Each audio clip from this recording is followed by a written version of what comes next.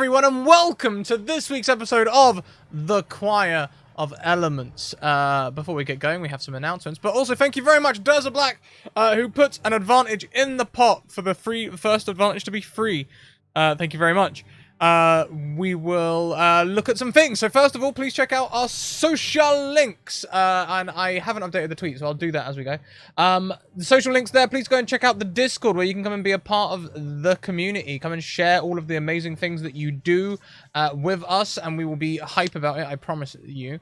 And also all sorts of other fun community things. If you'd like to get into a similar game, not exactly this game, but a similar game next season, you can send me a DM on Twitter and we will get you into a game. We have a whole host of viewer games next season available, so do get in on that. At the moment, the list is only about 50 people, and after like this season's 200 people, I'm just like, come on, y'all, come on.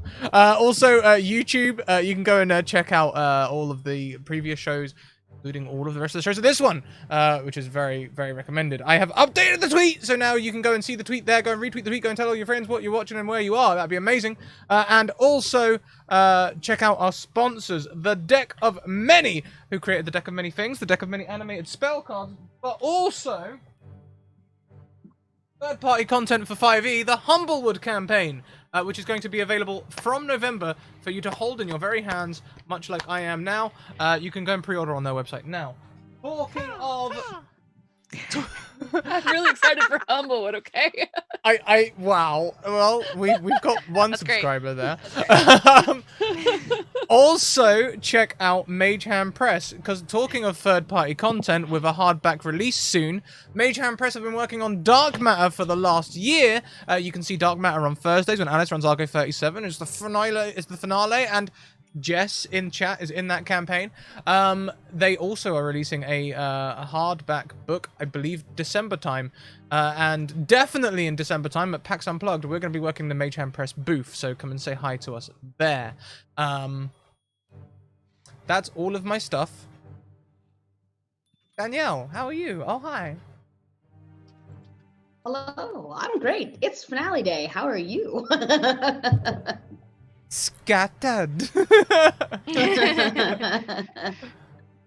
All right, well, for the last time, we will go around and introduce our lovely characters. So we will start, as always, with CJ. I'm CJ, Crazy J on Twitter. You can find me there, or Boudoir Dice, or 0D20. I play Oxy, who, as was revealed last week, is actually 3 halflings in a trenchcoat fighter. Roxy, Loxy, and Moxie, in fact. So you can catch it's a halfling fighter, very tall, and that's where you can catch me at is online, Twitter, a lot. Next. Awesome. I can't believe we hung on to that for so long. I know. Next is Holly. Oh, hi. I'm Holly. You can find me at Sageophilia on Twitter and also here on Tuesday nights. Today I'm playing Decadence of the Crystalline Cove, and I have this little problem where there's sort of a soul inside of me that's not my own. And I don't know if many of you have ever snorted a god's soul before, but if you have a thing about germs, I don't recommend it because I can feel it squirming inside of me and it's very unpleasant. And like 100%, like, you know, Burback's just prestidigitating extra prickles. Oh, of course. And Would it's you just, stop? it just feels so great to be alive. Leave my cinnamon roll alone. No, never. No. Ren. That's me. I'm Ren. I am Atomic Firebird. Everywhere your internets are had. Except if I am in Jess's chat. I love you, Jess. Hi. Because she calls me AF, and I love that. It's great. I am at current right now GMing a MICDIM game on Welcome to the Party on Monday nights, which is Fae Hamsters coming of age angst fest. So that's fun. Oh my god, just putting all them words in a sentence together. Yeah. Fae Yeah. hamsters coming of it. Okay. Yeah. I'm here for it. It's a 4-shot, so it's a very low investment. I am very proud of it. I've been working on it for a long time. And I play, for the very last time, Cassandra Mortmain, Detective Cassandra Mortmain, who apparently is sort of the chosen one of some very strange wind god sort of folks, and sometimes foil to Burback and good pal to Decadence. And which one was my favorite? Oh, your favorite, I believe, was Moxie. And Moxie is my favorite of the halflings in the trench coat. And No, pardon me. Loxie. Moxie is Burback. Loxie is my favorite. Loxie is your favorite. Moxie is the pain in my butt. Yes. Pretty much And exactly I have that. feelings about this game ending. And that's it. I think we might all have feelings about this game ending. And Scrat, who are you playing tonight? Hello, I'm playing Burback L'Orealian. It's wonderful to be here. And my favorite is indeed Moxie. Because they're the only one of the three that's got a sense of humor. And of course I'm terrorizing Cadence, but in the friendly way, you know. That's how Cadence knows that I care. And Cassandra, you know, we tried the whole riddle thing and it didn't go so well, so we sort of, you know, we're just going back to being a nice friend to Cassandra and trying to include them in as many cons as possible. They've started to yield to the con a little bit recently, I've noticed. Not as much resistance as there used to be. All right. We're going to go ahead and get For a started. boy. As Scrat mentioned, it is finale night. So, big stuff on the docket. Yesterday, my brain's gone. Last week, you all successfully defended Thunderbeak from Faden. It was a very interesting fight. Some people had fly cast on them. Burback rammed a ship into a gin. Did anybody else think that word was going somewhere else?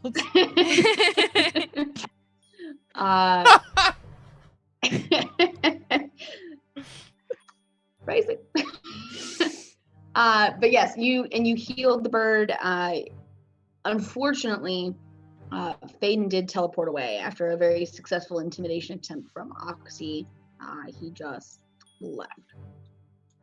But you saved Thunderbeak.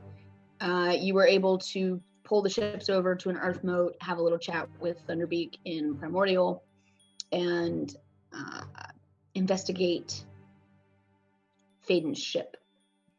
Where you found a couple of different things. You found some employment contracts, I believe, for Yes. various djinn that he's been working with. You found a little bit more regarding his plans of what he wanted to do.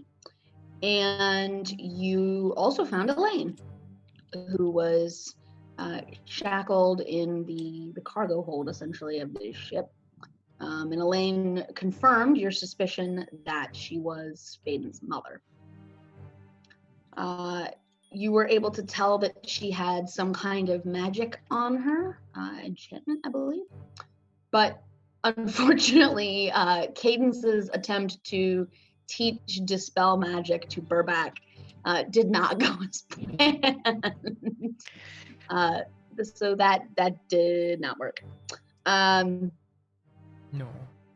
Thunderbeak was able to tell you a little bit more information about the artifacts and their guardians, and sort of where we left the episode, the end.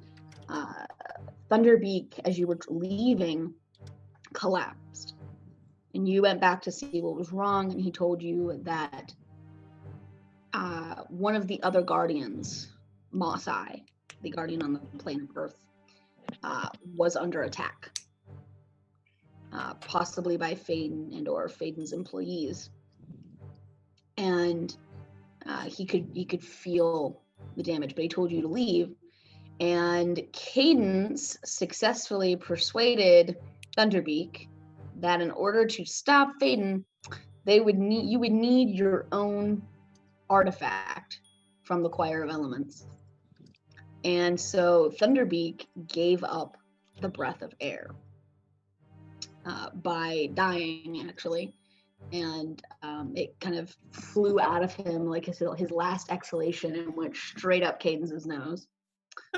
And so Cadence is, extra breathy.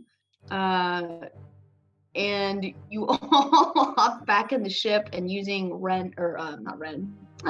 Cassandra's compass, you headed off toward the epicenter of the elemental planes.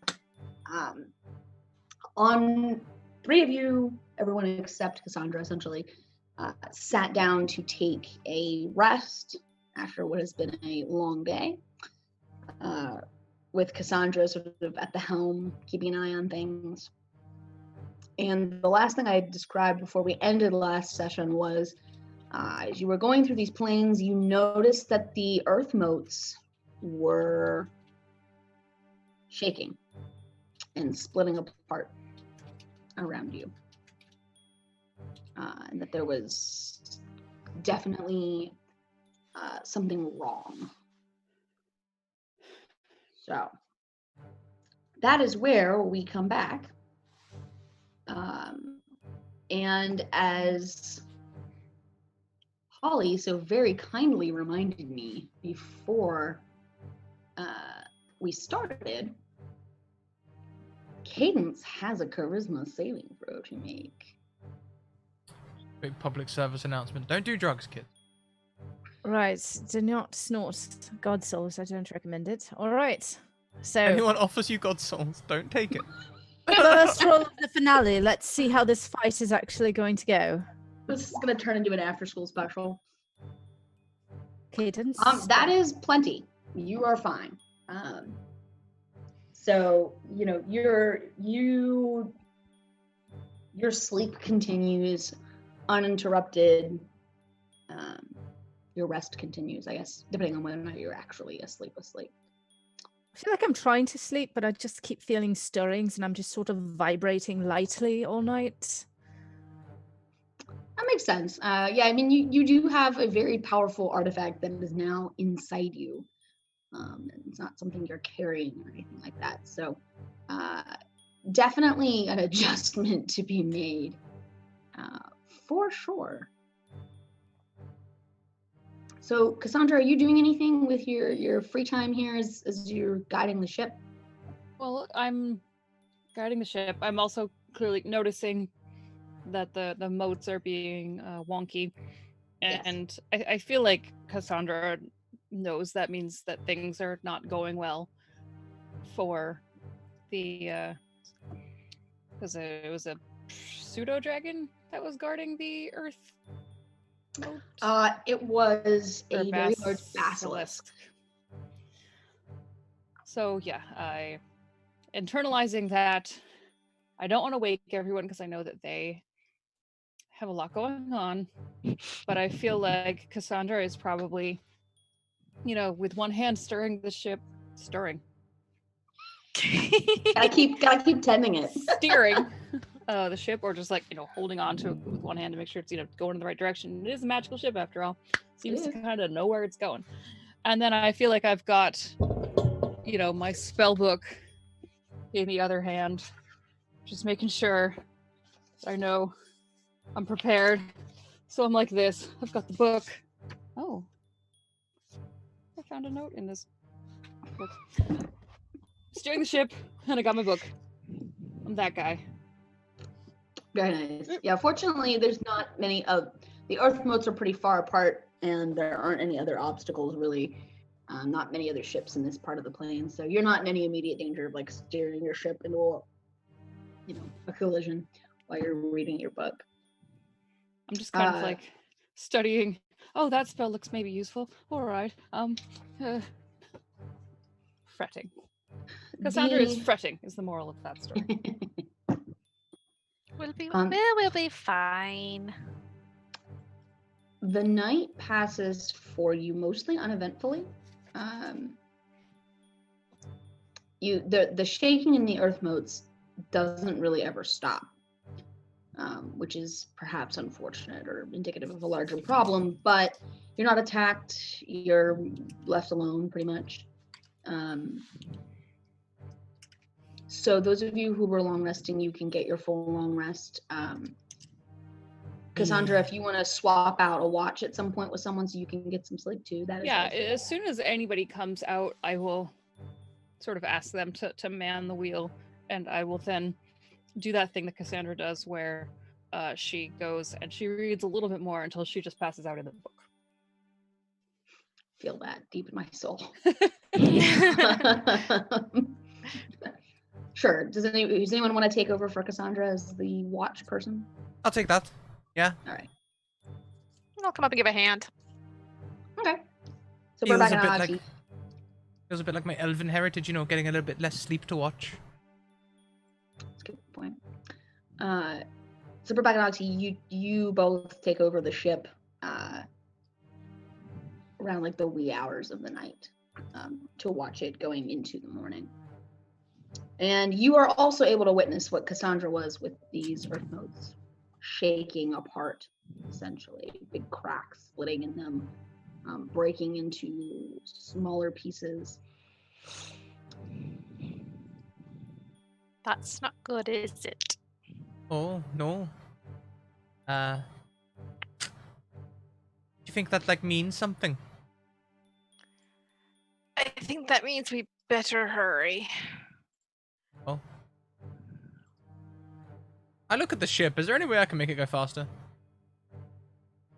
Yeah, I feel like you probably. I mean, you have a sail on this ship. Yeah, I would say you have your vehicle ship proficiency thing, right? I have water vehicles. Yes. Will you roll that for me? Awesome. All right. Yeah, you I don't know a whole lot about ships, so I'm gonna pull this out of my ass. You tack a few lines, adjust the rigging a bit, maybe perform some kind of cantrip or something to try to coax the wind into blowing a little bit faster to help you on your way. It seems to work. Speed of the ship picks up a little bit, not a ton, but some. There we go. We're moving a little bit faster now, Oxy. Oh, good. I'm sure that'll help as long as everyone gets their rest in appropriately for the brow to face, and hopefully we can be there before the elemental suffers overly much. And Cadence, I'm gonna need a repeat of that check for me. Ooh. I don't know what it says. My cat's in the way. It's a 12, which is Not good. skin of your teeth. But it is a pass. Yeah. Phew. Doing all right. Are you all right? Good. So, are we having breakfast? How you feeling? I think Perfectly Cassandra's good. been long asleep, you know. We could let Cassandra sleep until we get closer to the epicenter.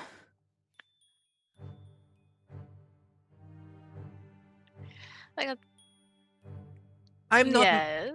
I'm not much in touch with my emotions, right? But Cadence, I'm picking up that something's wrong. It just feels very strange, is all, to have the staff inside of you. It's like having a sort of maggoty burp that just won't come out. It's not a pleasant feeling. No, that doesn't sound pleasant. Alright, Cadence, I'm probably never gonna do this again, okay? This is a one-time only thing.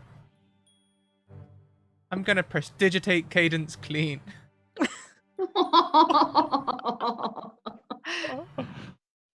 Thank you. Specifically aiming towards the nose. So like Keep a your noses clean, kids. Well, Dragonborn, so it's my snoot. Yeah. I was gonna say, I'm just picturing, like, how parents do to their children. They, like, take the little Yeah. Yeah. Like that's Spit on this.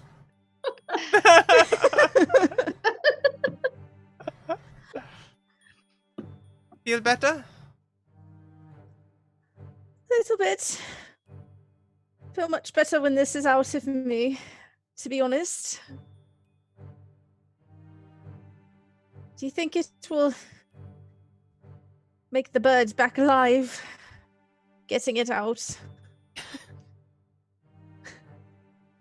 I don't really know how that works, to be honest. Maybe you'll just sort of merge with it and become like the new bird, Oh god. but like a dragon bird. That sounds impressive. You'll be like It a does. bird, but with extra talents. How would that work? Because, like, would the talons be more foot-shaped then, or? I imagine it'd be just like having bird talons, but you'd have 4 legs. But would it, like, come out of my body? Or would it be sort of like a chimera type of situation where it was sort of half and half? Either way, it's bound to be less maggoty. But birds are so dirty. Oh, come now, not all of them. That Right? one was from the airplane, so probably clean. Probably. Exactly. Have you the- seen that the thing wind- that they do where they floof though, and it's just like dust goes flying everywhere? But you'll be part of it, which means you can prestidigitate every time. And you can take sand baths. Oh god. Her back. What? I thought sand baths were supposed to be very clean.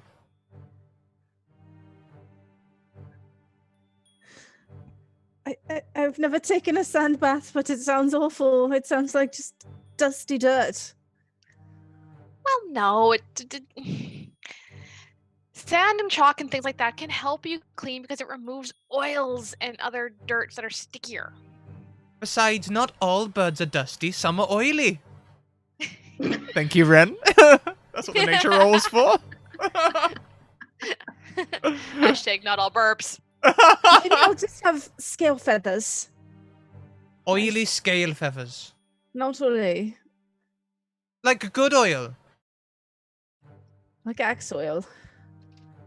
No, like, you know, like we've all got oil in us, haven't we? You know, like hair oil and skin oil and like the little mites that live on your face and all of that sort of stuff. And, you know, just to keep it all breathing and living like a cycle, you know. We're not China dolls, are we? What exactly do you think I prestidigitate off of myself all the time? There's just like a rustling around, and then the little hand pops out from inside the trench coat with a flask towards Decadence. Just.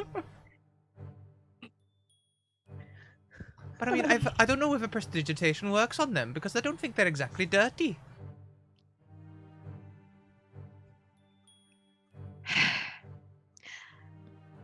It's kind of like a mutually exclusive relationship, you know. They eat all your dead skin. Or scales in your case. I don't know if that's how scales work. I think we Oh, just shed them and they come off. Yeah, I'm not sure that's how.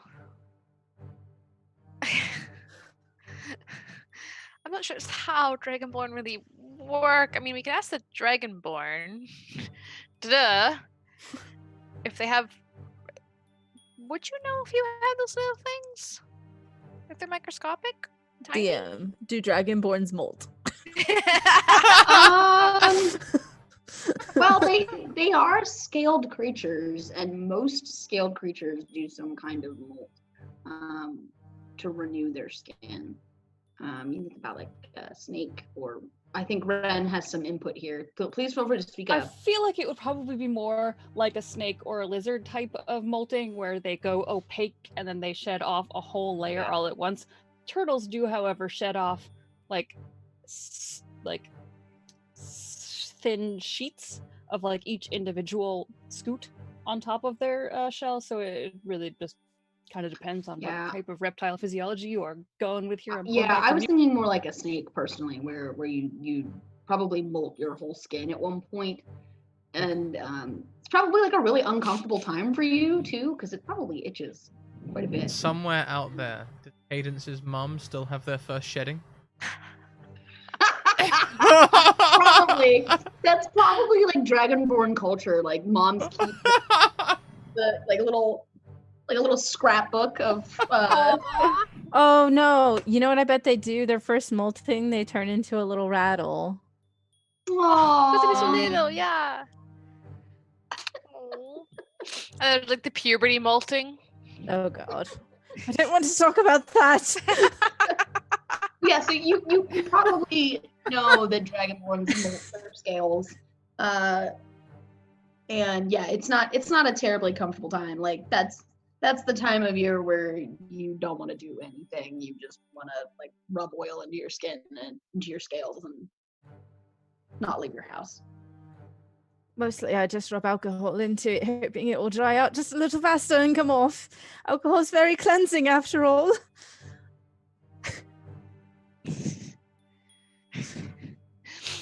You know, oil is actually probably very good for you, don't you, Cadence? Damn it, I'm supposed to be trying to make you feel better. How does this always Yes. happen?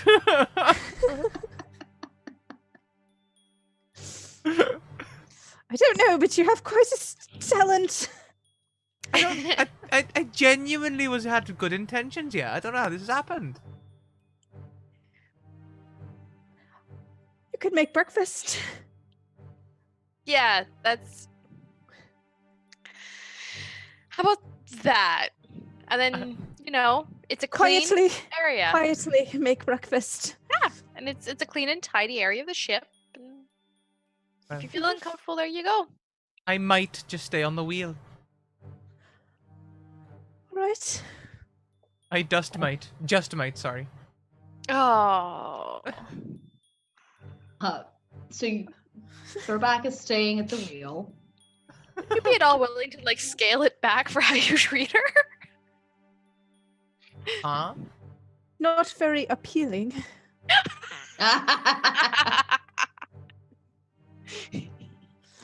Little high five. Cadence, Kate, after you're newly learning about all of this disgusting creatures that live on flesh, is no longer high-fiving anybody.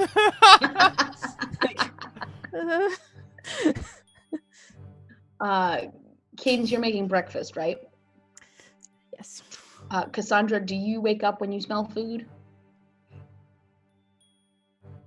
Feel like to get my spell. No, wait, I'm a warlock. Yes, I do. Okay. I like how being don't a have to warlock worry. predates whether you smell when you wake up when you smell food. Well, I was going to say I should stay sleeping for spell slots, but Don't worry too much about that. I mean, effectively, you all got the benefit of a long rest, so no worries there. I'll wake up towards the tail end. So you're all awake as you are getting your breakfast. And you notice the terrain you're in starts to change a little bit. So the first obvious thing that you notice, actually, just for fun, all of you roll me a perception check. We'll see who notices first. Probably Burback, but Probably Burback. Oh, hi! Oh! wow, look at that double 20. No kidding. Glad you got that out now. So yeah, Burback, you definitely noticed first. And that happened once on a disadvantage roll. It was beautiful. You see the first and most obvious change is that you are no longer your ship is no longer over sort of an endless void beneath you, an endless sky, right? It almost looks like you're coming over the edge of just a very, very large earth moat, and then you realize that no, this is actually solid ground of some kind. But the ground down there, you can actually see doesn't look to be too terribly stable. Every now and then you see it shake or quiver. You see a crack split in the ground. You see a part of the ground rise up and a part of it sink. And off in the distance, you can see what looks like a river of some kind of water. It's the first time you've really seen water since you came here, and then like a large body of it. Awesome. Thank you very much, Ren, who gifts a sub to Solabon, who has an advantage to gift to Ren. Fantastic. It's a circle of life. So we'll get that on the other end. Serving. I'm glad to see that they're begging everyone not to give me advantages. That's okay. But I'll be like, I think, like sort of my gut instinct kicks in, and I'm like, first of all, when I see the land, I'll be like, yo ho, there's the land ahoy. Oh, and look, water too. I don't usually have to shout that one. Does that mean that we're getting close if it's all coming together? Do we see fire? Or at least... Burback, with your perception check, yeah, off in the distance you can see something that looks like the dim glow of fire, but you're not sure what kind of fire, whether this is like open lava or you're not sure, but it's definitely red. In the far distant horizon, my elf eyes can see some sort of like heat waves. Fantastic. Great. Tundra, where's your compass pointing? And she'll pull it out of her pocket and You are still on your heading, and it is leading you straight over this landmass, whatever it is. it's where we think it's that way. Perfect. We got this. We've got a god-chosen champion. We've got a god-imbued dragonborn. We've got a Burback. We got this. A captain.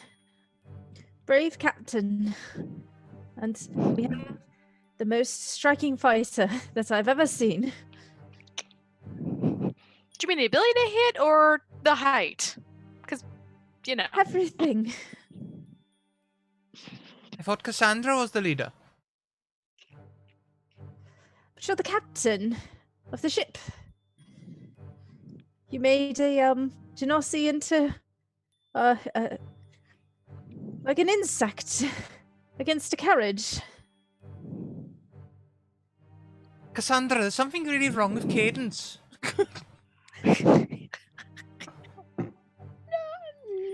No, I think she's No. broken. Could you do something? I think that Cassandra just will go over to Cadence and put my microphone's right there, and I really want to do hand motions. Put her hands up on Cadence's shoulders. I do think we might have this. Do you hug? I could hug. I could be convinced to hug. Do you want to hug? Just hates hugs. From if there was the camera could see over the shoulder from behind of Cadence, Cassandra's face is just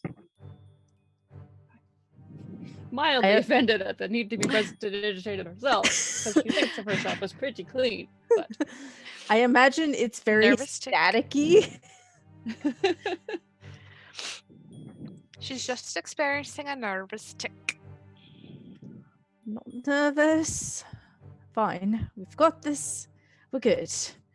Just have to finish it very quickly and then get back to the bird, and then I can sneeze out whatever's inside of me and then continue on my life as planned. Perfect. Wait. As the hugging is happening, however, Cassandra does kind of cast calm emotions.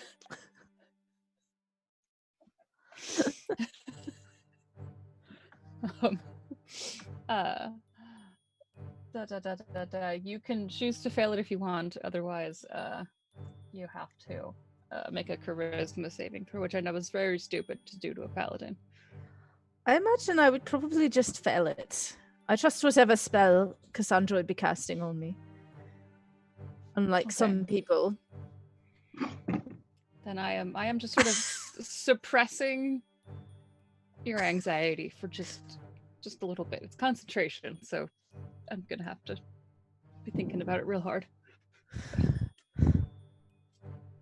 And I'll break off from the hug and pat the shoulder again. How you feeling now, darling? Better. I've heard that hugs are good for people to do. I thought that the optimal time was something like 20 seconds, but that seems to have worked wonders in just a moment. I don't hug often, so maybe it was a beginner's luck. Perhaps. Thank you. Pat, pat, and then break away. Like these are two individuals that do not express their affection for each other with touching very often. We clink, we don't hug. Yes. It's this clinking country. And then I will turn and I will do my best to wink at Burbag and the Oxys, but Cassandra is more just like...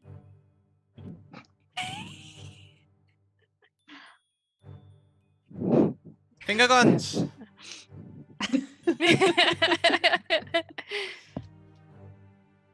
Yeah, so that's... By the way, Elaine is on your ship still. Yeah. I imagine we cooked for her, you know. Yeah, and she's got kinda a just- lot on her mind. Yeah, she's just quietly eating and she's not paying a whole lot of attention to your ongoing shenanigans. Seems to be sort of lost in thought. And I imagine she's watching this kind of all slightly go on like... This is heavily emotional. Yeah, every now and then you can see her like just peek up a little bit from what she's doing and look at one of you, and then These are a bunch of people that are very in touch with their emotions. We try. Mostly.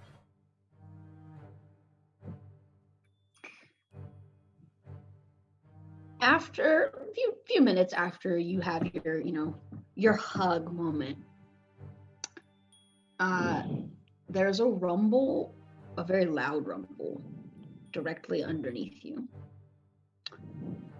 And Is that supposed to happen? Burback! Yes. Burback, as you take a look, you have just a split second to process what's happening as you see a geyser open up directly under the ship and shoot up into the air. You know what this means, everyone? Get your belaying pins and lash yourself down like I showed you. We're going to be riding the thermals. So, Great. I would like everyone to make a dexterity saving throw because there's not a lot of time. I'm going to use an advantage. Same. There's one in the pot as well. Woo! So we'll say Oxy still got 3. Oh, okay. Yes, I'm gonna bank on my high. Unless Caden There's- wants to use it. There's some nice dex saves. Oh, look at that. High level characters. Yeah, so you're all fine. You're prepared for this. Your fight with the rock at the Confrontation has taught you the importance of belaying pins. You all get yourselves into position so that when this geyser actually hits the bottom of your ship, and the ship sort of cants onto its side as a result of the force, and gets shuffled out of the way a little bit of the force of the geyser. You're all fine. You know what? I should probably roll for a land. I didn't even think about that, but we're gonna do that. I think I'd like to do something a little bit reckless. Okay. I'm gonna shout out for everyone to stay lashed down. Because we're gonna do some tricks. Oh no. I want to ride the thermals. When the thermals hit, I want to do loop-the-loops and barrel rolls and you name it. We're in a flying ship. How can I resist this? When do I get another chance? Right. You roll me your water vehicles proficiency. I have no more advantages. But I'm riding it like I stole it. 23. Okay. I don't know that a loop-the-loop is really going to be possible, but you can definitely do a barrel roll if you would like to. The ship's already sort of canted onto its side, so it's not very hard for you to spin the wheel a little bit and just turn the whole thing over. Oh yeah, definitely. I'm gonna be laughing like a mad person as we go around, and looking to make sure that my crew are enjoying themselves. Crew, are you enjoying yourselves? My emotions have been calm, so even if there's muck and ick blowing up in this geyser, it's perfectly fine. This is fun. It's a good time. Muted, Ren? Just quiet, maybe? We can't hear you.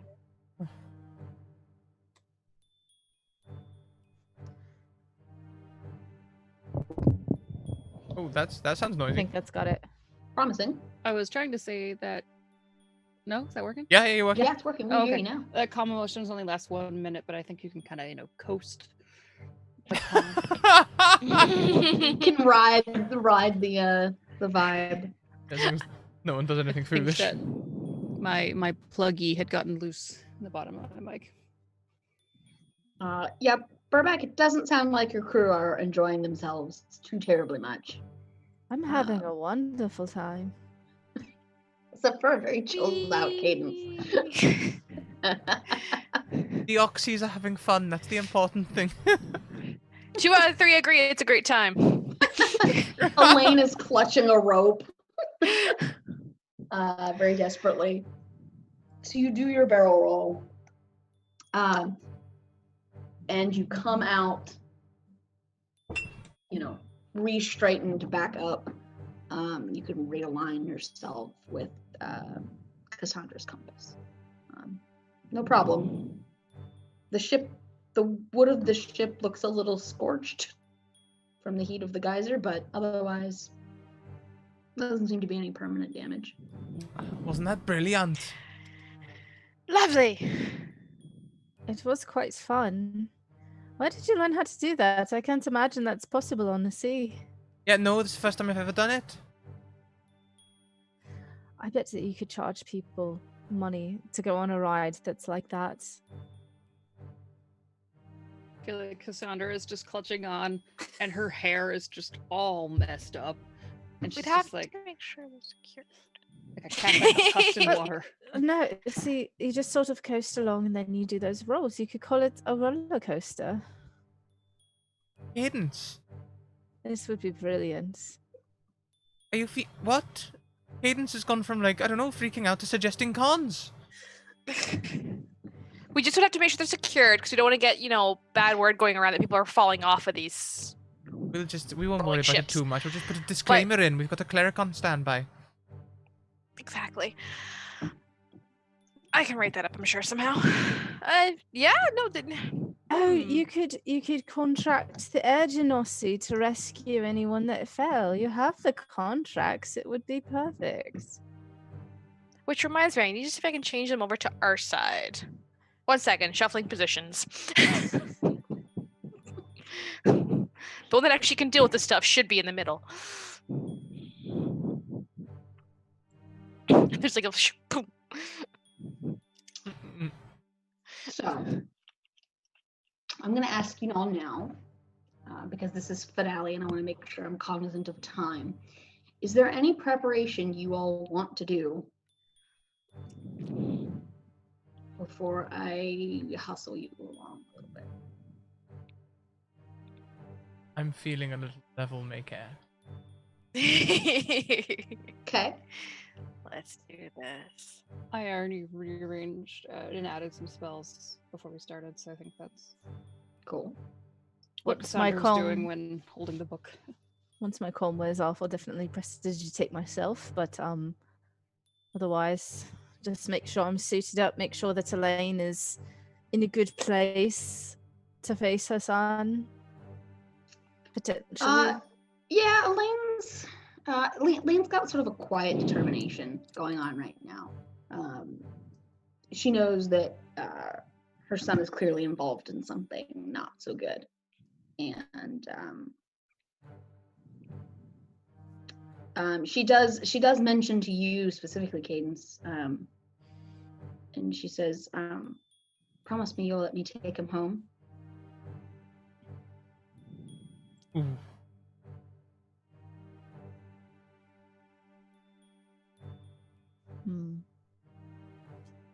Now, the thing is, he's done something to somebody else, and we at least have.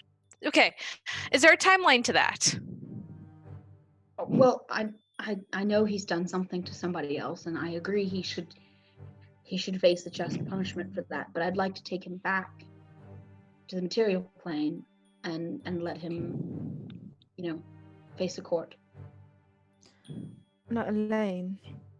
We don't even know how this god soul, if he has it in him, might be affecting him. We don't know if once it leaves, which hopefully we can get it out, how it will leave him. You're asking me to promise the return of something that could very well be a corpse. I understand that. That's Or And it could dissipate, or he could become a god. I have no idea how this sort of thing works. Let me rephrase my request then, Cadence. If it's within your power to let me take him home, will you let me take him home? I know he's like absorbed the earth thing and everything, but as a con man myself, I think everyone deserves a clean slate.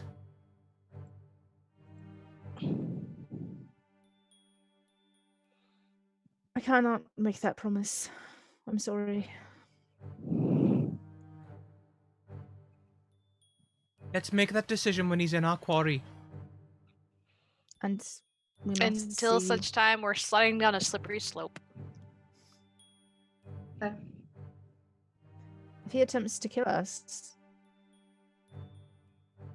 it would be within my power to simply attempt to subdue him, but it is a long way back. Besides, he took you hostage and stuff. Are you sure he's still gonna care? He seemed very stone-faced last time we saw him. He's still my son. I still care about him. I do not wish to kill him. And I do hope that there's a way that we can give him back to you. But I also cannot promise that there will be.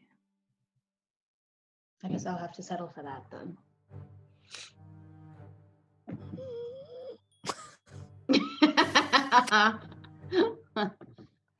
Okay, so Are you speaking again, Ren? Okay. just nervous mumbling. I was gonna say, like, I see your lips moving, and I'm like, is that a mic problem? Is it? No, that's a Cassandra's. Dilemmas. Okay, so we are gonna skip ahead a little bit. But not by much, by about an hour or so. So it's about mid-morning. Prestidigitation. The ship has been flying over terrain that's gotten progressively more and more chaotic as you move forward. Burback, you've noticed that the winds and the thermals and the wind patterns here don't seem to make any sense.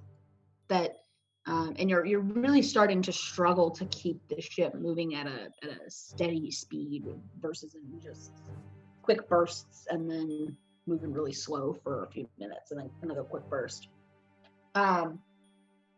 There are still earth motes drifting around. And at one point, one of them drifts sort of uncomfortably close to you, and you have one of those almost like a Titanic moment where you're not real sure, it might scrape the side of the ship, and then it drifts away. So you can see down below you, there's a couple of rivers of actual lava. You can see a whirlpool that you pass that makes no sense. It's where you think maybe like a lake should be, but it's an actual straight up whirlpool. Basically nothing, the laws of physics don't seem to apply too strongly in this area. And as you move deeper, the tremors in the ground are getting more and more powerful. The quakes that you can see rippling out. And as I said, after about an hour, you get to the point where you can finally see their source. It's a little hill, and on top of the hill is a ring of standing stones. On one side of the hill, there is a little spring of water that runs out. And on the other side, there is a similar spring, but this one is made of lava. And they both run out and sort of move in like almost like a half arc, so that together they form a kind of moat almost around the hill. The winds here are particularly strong. And Burback, you're having to fight with the ship a little bit. All of you can see down at the center of the standing stones is a silhouette you all recognize because you saw him yesterday. And he is standing with his head bowed. And every few seconds, you see the earth around him ripple a little bit. Almost like a heartbeat. He's not alone. You can see 4 Jinn stationed at the base of the hill. And when I say stationed at the base of the hill, I mean they are not actually standing on the ground. They are flying in the air, which definitely seems to be safer considering the instability in the ground right now. Distance-wise, you are, we'll say you are 200 feet away from the top of the hill. The ship is capable of moving at a speed of 60 feet per round. So you can continue to move it in if you would like. You're welcome to do what you like. So you're 200 feet from the top of the hill. We'll say you're 100 feet from the ground below you. And I'm going to ask everyone to roll me some initiative. Ah!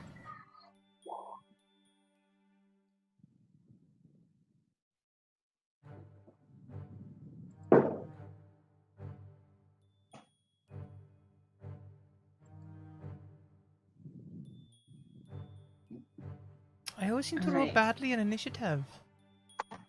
Nah. 11 must be quite hard. I'm truly surprised. Oxy is going to be at the top of our initiative order. Somehow I usually am, and I'm not sure why. I know. Your dex is not No. not as high as other folks, but My dice just, well, my digital dice just like putting me in that order. they do. Okay.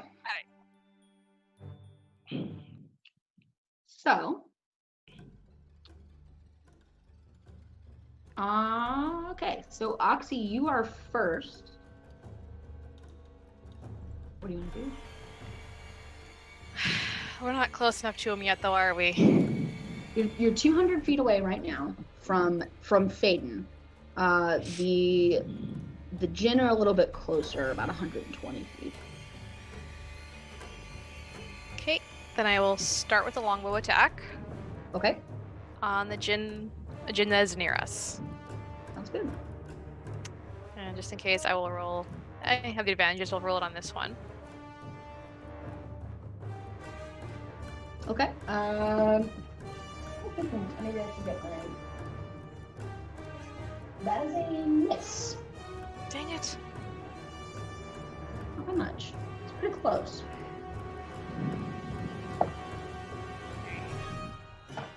Well, that is what I do when I prep. Otherwise, if we get close enough to another Jinn for me to actually hit them. Okay. No worries there. Okay. The next Spike. thing that happens.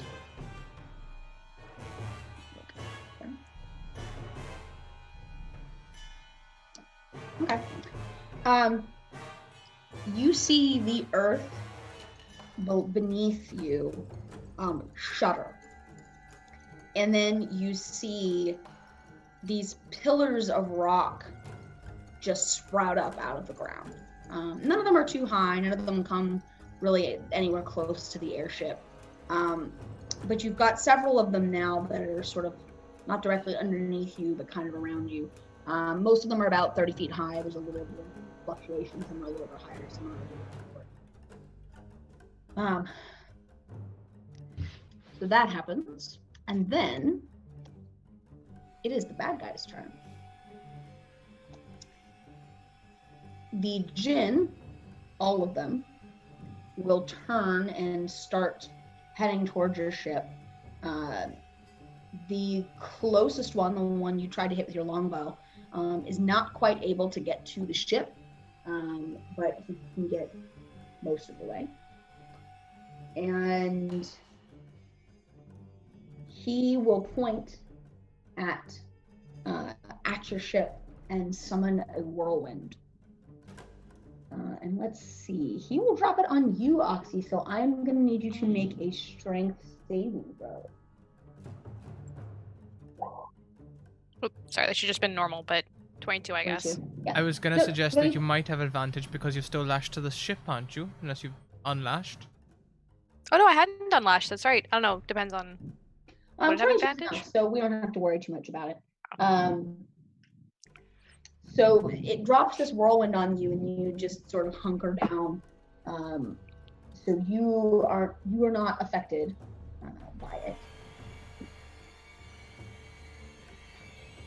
Faden doesn't actually do anything. He's still got his head down and is concentrating. Cadence, you can feel what he's doing a little bit. He is definitely trying to summon something.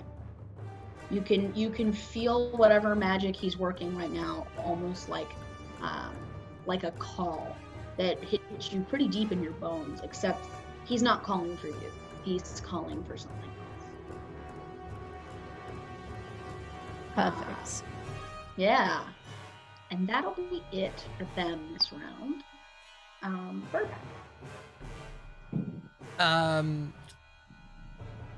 Burback is going to do the flying ship equivalent of throwing on the e-brake and try and get this ship stopped as quickly as possible. Essentially going from full speed to full anchor, I believe. Okay. and then they're gonna disappear.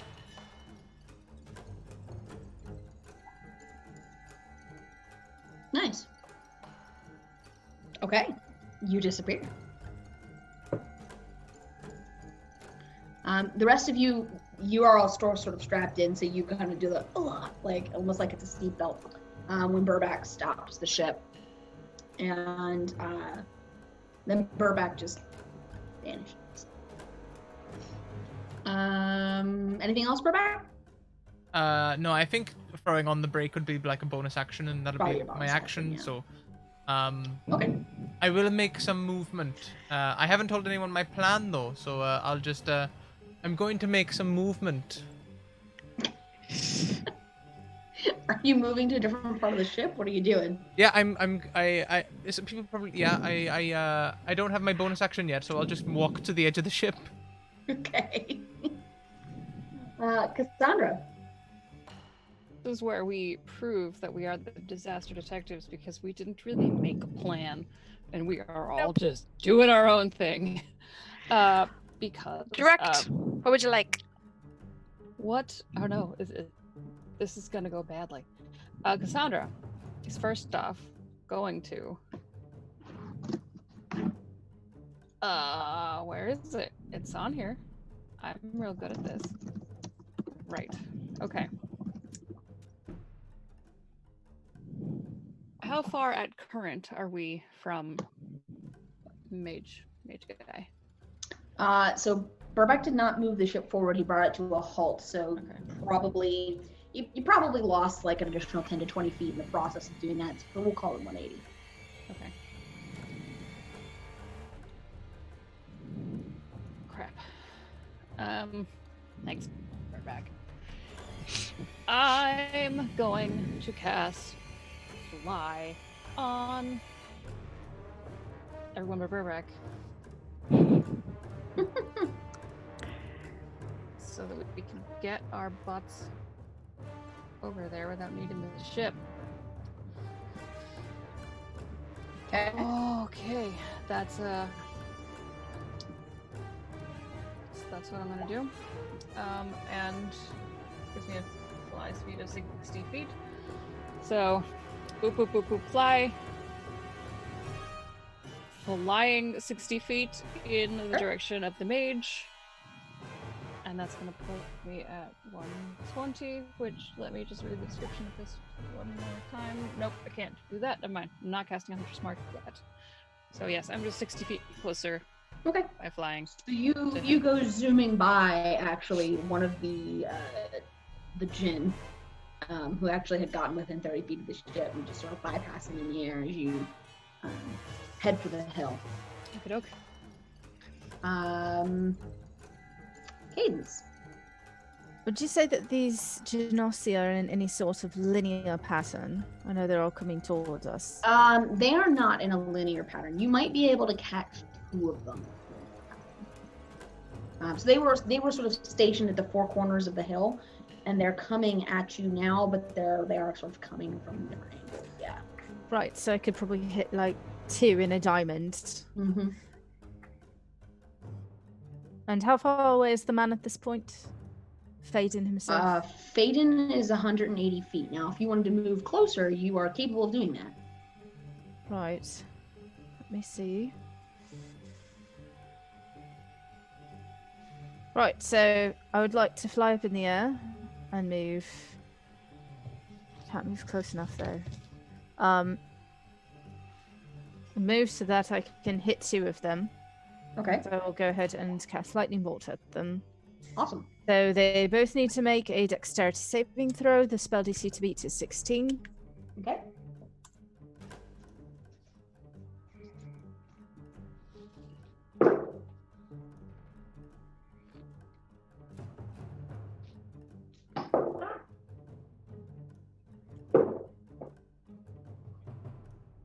Okay. They both pass. They'll still take half. God, that's awful. Half of 17, which is 8. We're going to go with. This looks a little bit odd because you drop this lightning bolt on them, and they don't look remotely concerned by it in the sense that they only make like the barest effort to sort of slide out of the way. Like they don't care. And so you you clip them with it, and you see them look at, whatever part of their body got hit, like a shoulder or a leg, and look truly baffled that there is a scorch mark there. And this probably comes sort of out of my mouth more than out of my hands as it shoots out of me. And I also look rather baffled at myself and continue forward the rest of my movements to sort of join up with Cassandra closer to the front. Cool. Awesome. We will circle back around to Oxy. Alright. Move to the front between Cassandra and Cadence. Back to Burback, look to them. So what is our plan exactly? Because, I can fire at the Jinn all we want, but one of them nearly killed us last time. There's a few of them this time. Working on it. Plan? Working on it. Okay. Gotcha. I'm just gonna Try to take him down, I suppose. I will turn my attention to Faden then. Okay. And we'll aim for them using the longbow. Okay. Does 180 feet trigger disadvantage on your longbow? Okay. Not sure off the top of my head, but. Well, you flew over to us, right? Yeah. So now you're 100. went over to them. Oh, 20 yes. feet. You're only 120 feet. Just went to go ask them. I had to draw myself a little cheat sheet right now of distances. Yes, no, I have one too. Close over to them at the front, so. I am also cheat sheeting where everyone is right now. Alright, Draw well, me a then little it's- trench coat here. I think that it just puts it at normal, so. Because it's a longbow, not a short bow. Oh, Hey! look at that. Nice.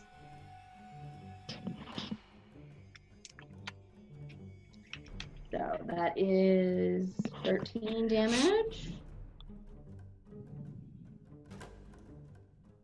Okay, so you clip him, you get him with this arrow, and you hear him let out a shriek of pain. Oh, hi! And you very, very briefly see his head tilt up to look at you there.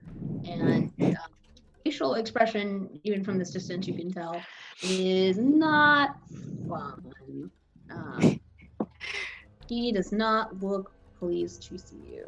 Remember us? So, anything else for your turn, Come Oxy? at me. That's everything except for the come at me. Okay, cool. So he can.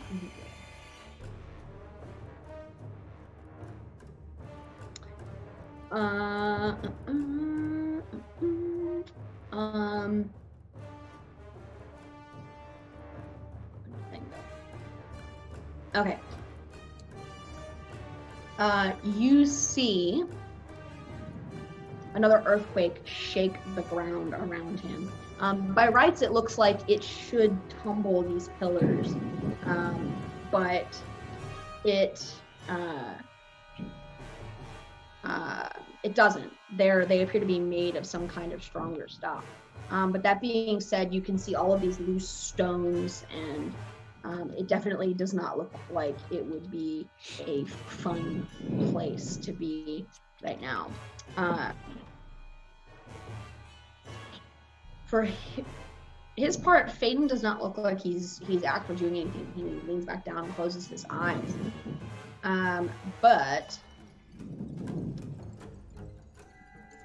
Elaine stands up on the ship and she actually flies over to the three of you who are in the air, and let's see, She looks at you, Cadence, and she says, I am so sorry about this. No.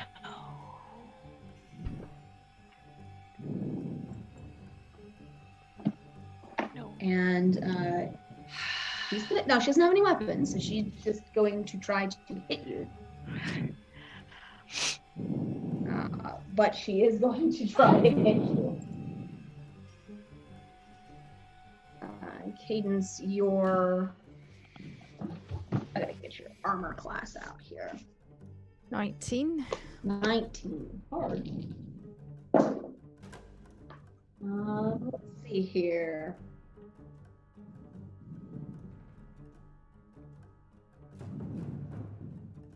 So she's gonna punch you twice. Oof. And I need to find the right dice because I did not get all of my dice out beforehand. There we go. That'll work.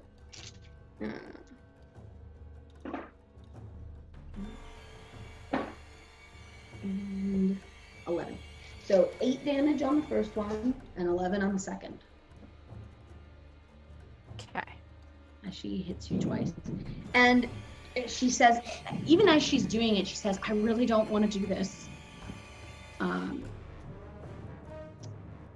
Is she flying too? Mhm. Oh.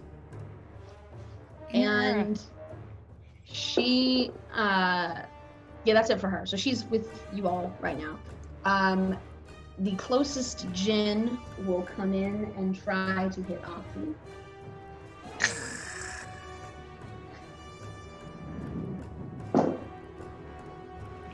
Did not roll particularly well, so I don't think. I'm a 14 AC, so. Yeah, so he only got 1 hit. Oh, good. So that will be. Here.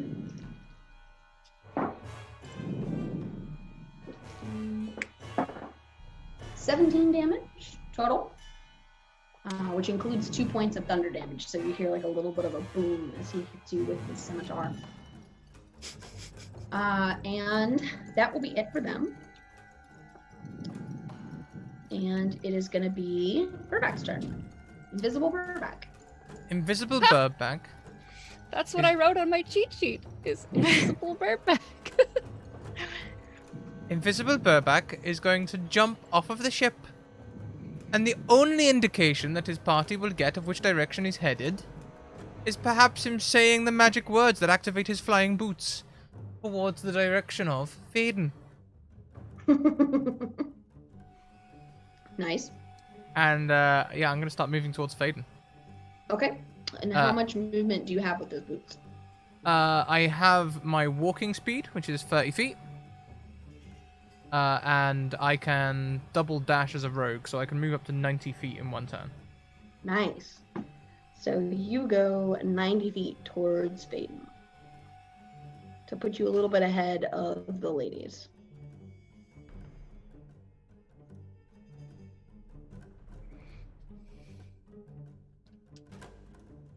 Okay.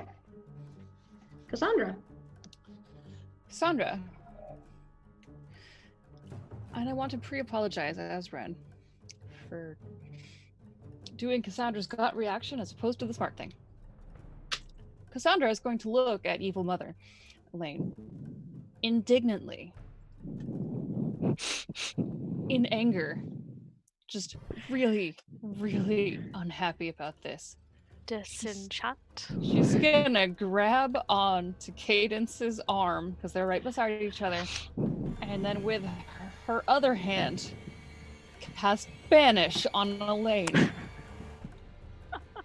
Back to the freaking material plane, you meddling woman! Alright. Also gonna drop my fly, so I start to plummet, but I'm holding on to Cadence. Cadence does not start to plummet, so you are all right. Oh, good. Oxy will as well Yeah. on Oxy's next turn. Oh my god, I forgot!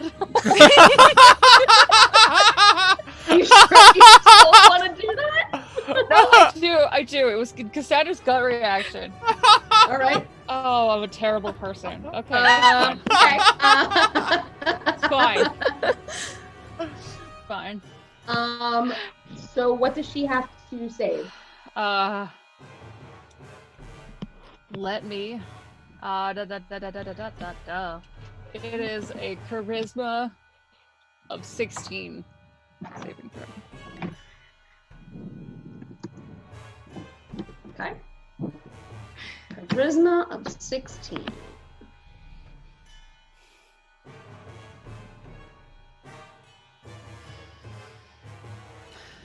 And if they are native to a different plane of existence, they are banished and returned to their home plane.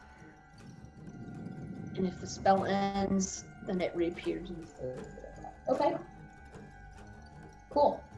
I think that's the most useful spell you took on this journey, plain and simple. So she rolled a 2. As you might imagine, he is not passing that saving throw. So Elaine disappears with a little pop, and sort of as she feels herself going, she's still looking at you, Cadence, and she says, "I didn't have," and disappears. So now,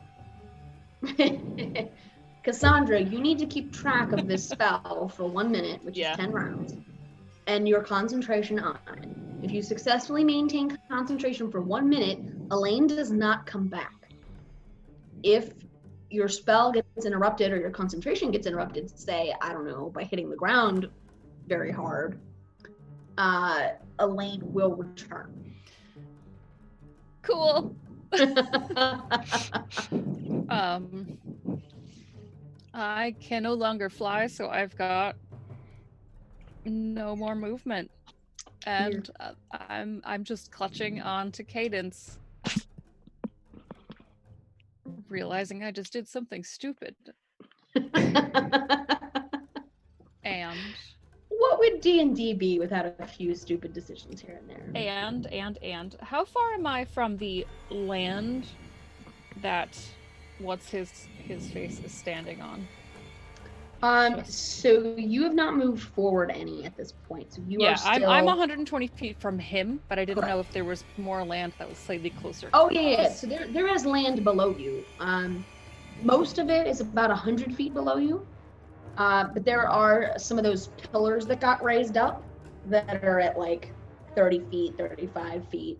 Oh, okay. Then I'm going to bonus action Misty Step myself to the top of a pillar. Okay. I'll let you do that. So basically, what you're going to have to do in order to do this, because they're like 30 feet tall, not 30 feet below you. So what you're essentially going to do is go and then Misty Step to one of them once you get close. Yep. That's okay. You can do it. I can do this. So you are now standing on one of these pillars. Okay. Marking that down. Okay. And we will go to Cadence. So Cadence, you see all of this occur, and you see both Cassandra and Oxy starting to fall. Cassandra falls and Misty steps away and looks like she's safe-ish on a pillar.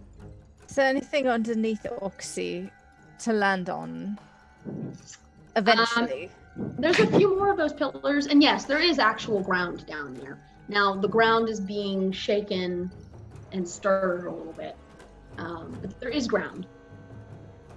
All right, time to get slightly creative. Tell me if this is not going to work, because I'm not sure if it can or not. I'd like to summon Unseen Servant underneath Oxy, and it is a being of force.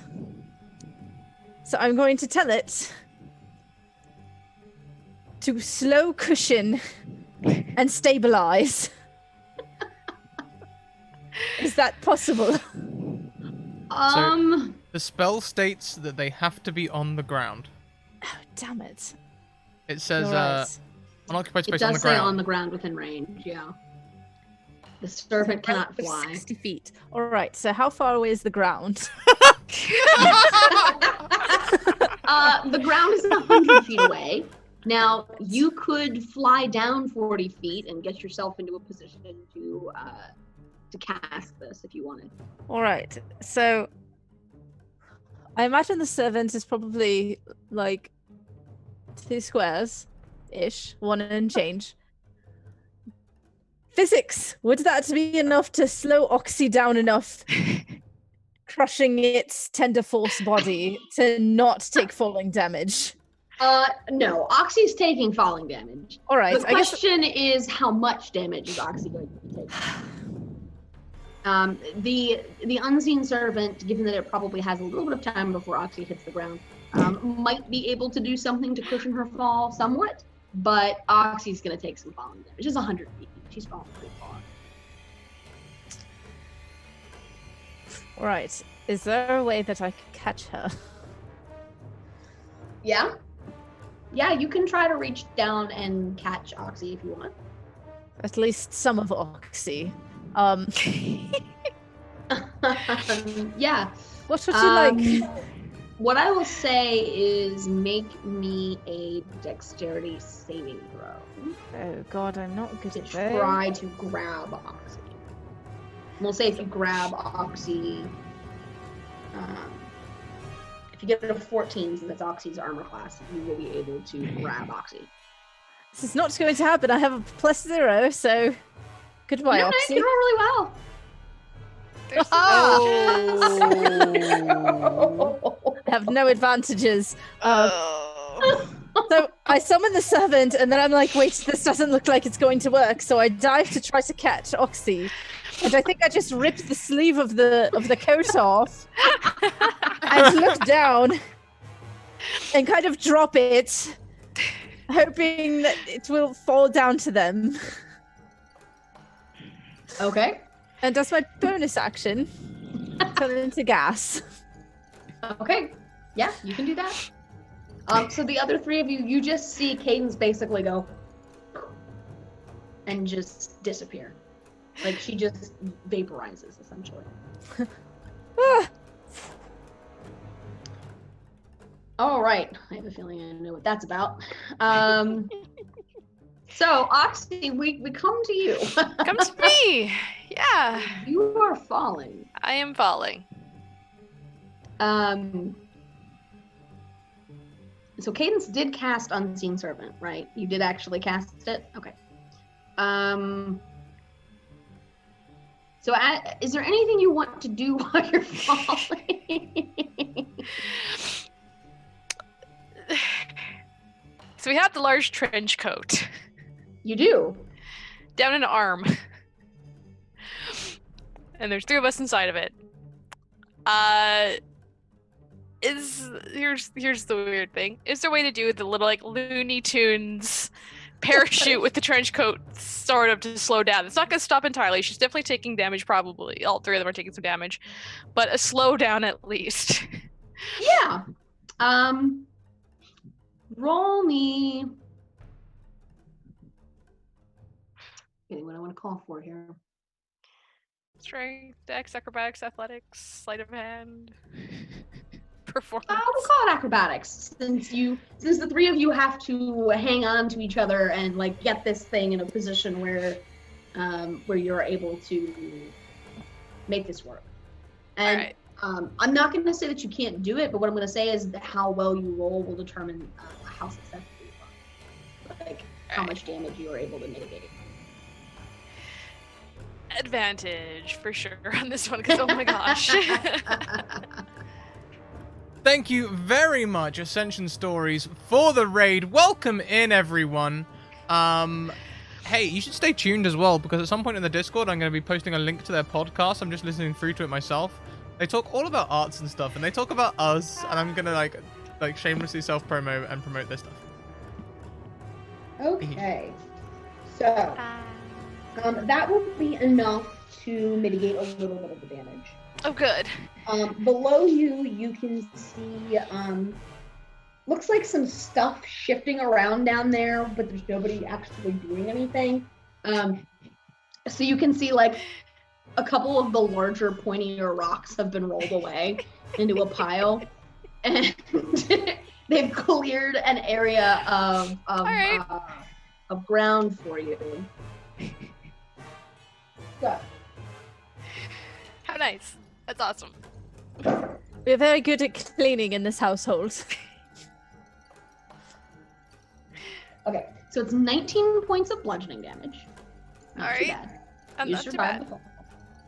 Yeah, I figured survive with like I had 100 hit points, but And then you have a very unpleasant realization, which is that the ground you have fallen onto is actually quicksand. Hey! Oh! Does Oxy end up falling on the ground or on the servant? Not on the servant directly, so you still have your servant. But yeah, you land and you're like, oh, that wasn't, too bad, and then you feel yourself starting to sink. okay. Okay, what do I remember about quicksand? What do I remember? Oh, wait, there's 3 of us. Okay, split and lay on your backs. Okay, you guys pull each other apart and start to try to reduce. So effectively, Space, what yeah. this means is while you are in the quicksand, your speed is 0. And you are Fair. grappled, quote unquote, by the quicksand. Do we need a Let's sleight of get outta hand here. check to undo buttons? So that's that. Anything else for you, Oxy, while you are in the quicksand? Nope. Just gonna try and start working my way out of the quicksand. I imagine slowly. Yeah, probably. 2 of the djinn converge on you, Cadence. Do they? Because they I'm can't. full of 'Cause vapor. You're air right now, right? Yes. Okay. So one of them is actually going to fly to Cassandra, and you see 2 of them station themselves near Faden, a lot closer than they were previously. And the last one sort of just kind of in the middle of that. All right, let's see here. What's Cassandra's is? Those are all hits. 16. Oh, great. So they get the first hit is 15 damage. The second is also 15. And the last one is 9. So 39 total. And I will need you to make a concentration saving throw for banish. Yeah. Uh-huh. Sure. Do you have advantages to use on this, I perchance? do. You say concentration, or did you say constitution? It's Constitution. Okay. You do get to use your Constitution bonus. All right. I am rolling my advantage. That is lost concentration on. Oh! So there is a popping noise, and Elaine reappears. That. Oh, cool. Yep. Well, all right. Now she is up above you a good ways. She's not anywhere near. You don't know where Cadence is. She's not anywhere near Oxy. So there's that. And she's not going to get a turn this round. Burback. Mr. Invisible. Oh, hi. 30 feet away from Faden right now. I would like to sneak up to Faden, please. Being Okay. very sneaky. You do have advantage because you are invisible. advantage. I don't know her. Would you like the 22 or the 22? I think I'll take the 22, please, Matthew. All right. And I'm going to sneak up behind him. I mean, I'm not going to assume that a 22 is enough. I've been in high-level campaigns before. How does this go? He is very absorbed in what he's doing right now. Like I said, he's kind of got his head down. He's got his eyes closed. Now that you're a little bit closer, you can see this directly. You do sort of have to sneak past the 2 djinn that are here, but they don't seem to notice you. And he's standing there with his arms sort of down at his sides, and like I said, you can just periodically you can see the ground sort of ripple around him. And when you do, you kind of have to hop a little bit, but you're doing it very quietly. And now let me see. We need him alive, so I shouldn't kill him. Did Emberlong specify alive?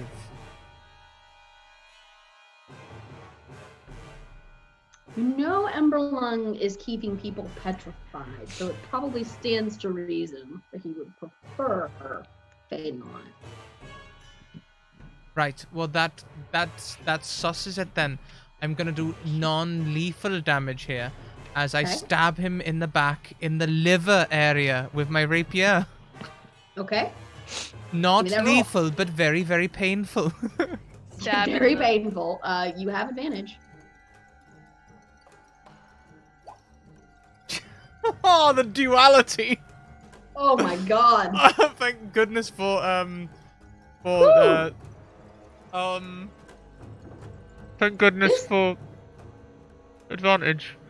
This fight has been all over the place emotionally. Yeah, that's a critical hit. So okay, so there's sneak attack in this. That, Critical or critical, yeah. And of course, I am flourishing my blade. Putting my bonus action into the flourish. I'm probably gonna go for a defensive flourish. I don't want to run away or anything. So I'll just up my AC, expecting if they survive this for them to attack me. On a crit, you get to roll 2 flourish dice, right? Does that mean that my AC goes up by 1 or both? I don't know that you get to roll. I would say your AC does not go up by both. I would say you could roll both for the damage, though. Fair. Just the first one then, just to establish before we click the roll button. Because technically it's your bonus action to do it. It's the separate thing, right? It's not a part of the attack. Yeah, I guess you're right. Okay, so boom. Whew. That's 38, 46 points of damage. Oh gosh. Jesus.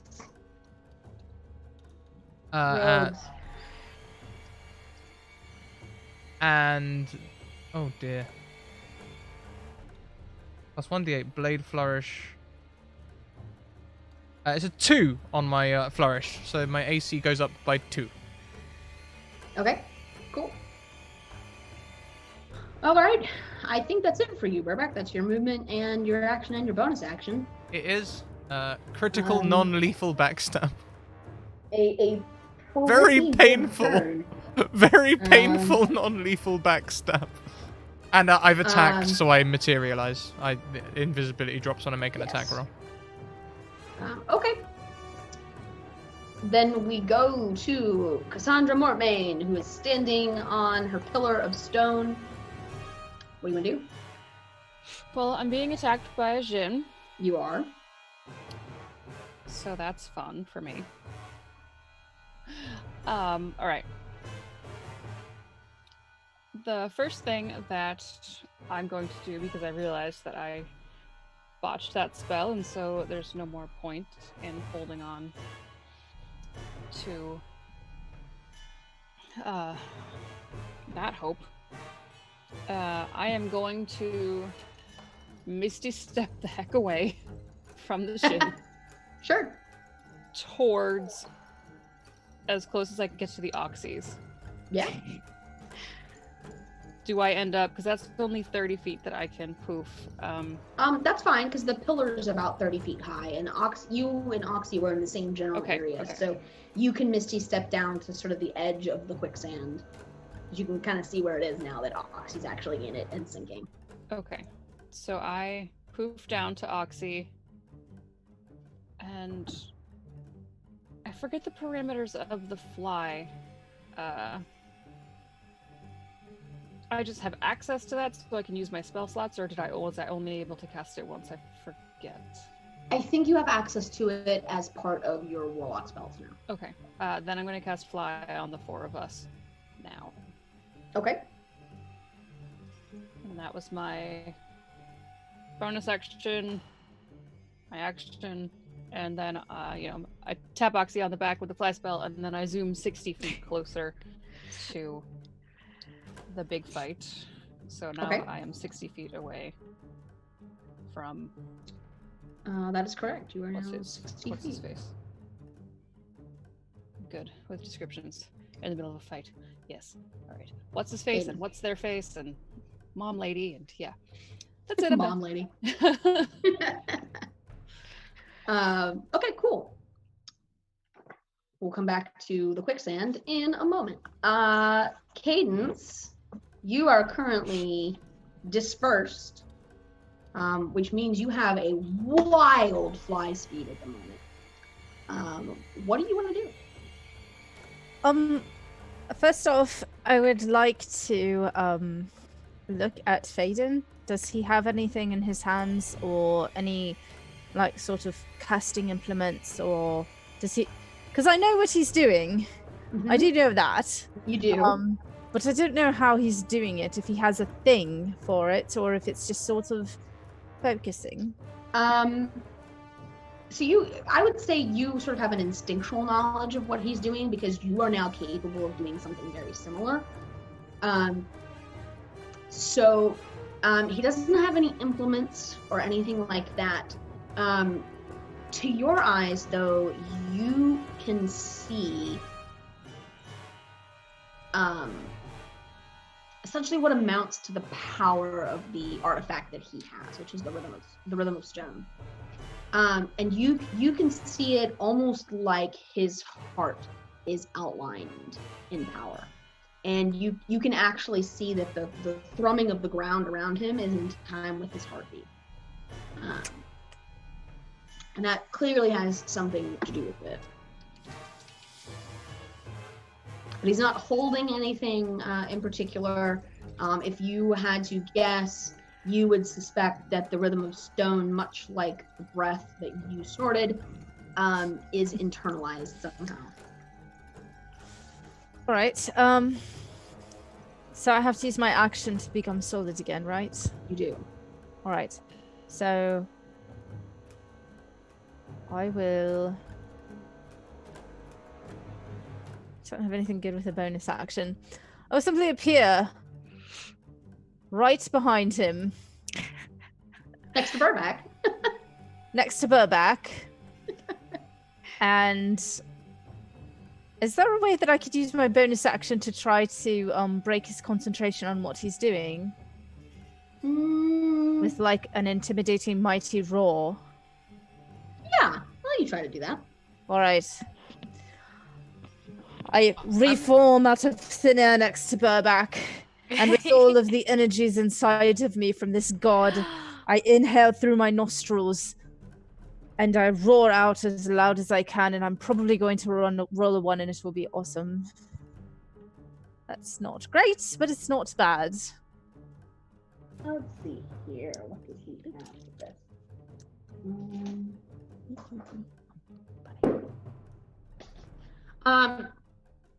So you let out this loud roar, and Faden doesn't really react. He seems quite apart from the fact that he's bleeding profusely from this wound that Burback inflicted on his back. He does not seem to be too aware of what's going on outside himself at the moment. I want to quickly turn to Burback and say, we need to break his concentration. He's summoning something. Look, I just stabbed him in the liver. If that doesn't break his concentration, I don't know what will. Stab him in his other liver. And People don't... Okay, yep. I imagine the unseen servant it was told to stabilize. Oxy is just sort of like trying to like Lift out of the water. Yeah, Oxy, one of you feels like a little tug at your ankle. What the? With the unseen servant just like trying to pull you out. Great. his name is Jarvis. He tries its best. And Oxy, Yeah, it is your that's- turn. Great. Am I out enough? Because Cassandra came down and cast Fly on us again. The unseen servant is pulling. Is that enough to get It out? is. I would like you to make me an athletics check. You can make Okay. just one for you as a group. Is that a 22 or a 12? That's a 22. Oh yeah, you're out. Athletics with is this- ridiculous. Between the fly speed you have now and the unseen servant giving you a nice little boost, you are able to get out of the quicksand. No problem. All right. Okay. Great. Let us go up to where Faden and Burbeck and Cadence all are. And So get... you have 60 feet of fly. Yeah. You can get to where Cassandra is. Okay. Or if you would like to dash, you can get the whole way up to where Faden and Jane are. I will dash. All right. I will not use my action to search for any of that stuff. I will dash then. So you dash. Oh. All right. Bad guy's turn. Right into Faden's face. Let's see. I have an important question for you, Oxy. Since you have a fly speed, do you land next to them or are you hovering? I will learn my lesson from last time and be at least over the ground, not too far up, but I will hover by where Faden and them are. No problem. Just wanted to confirm. Okay, so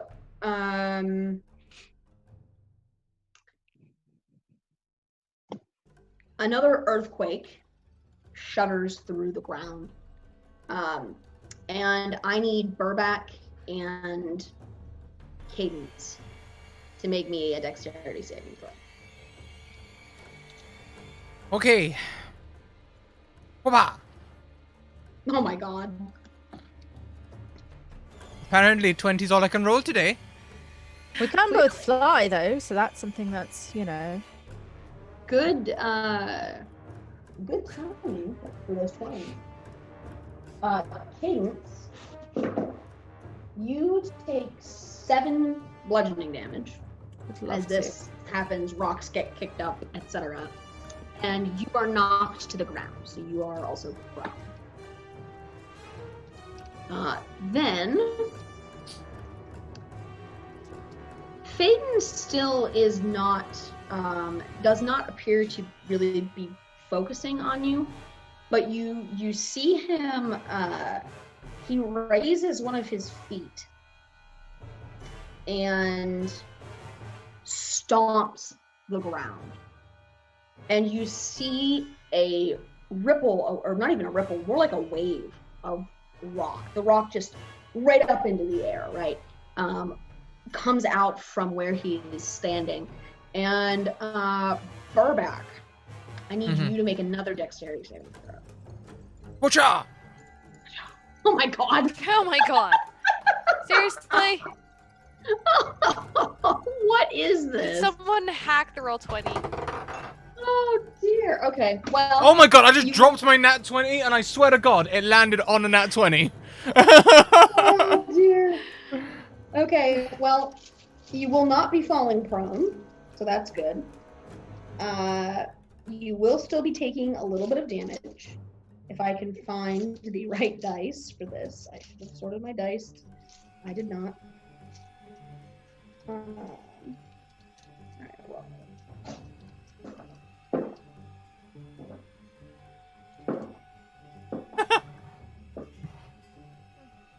So it's 10 points of bludgeoning damage for you, Burback. Oh.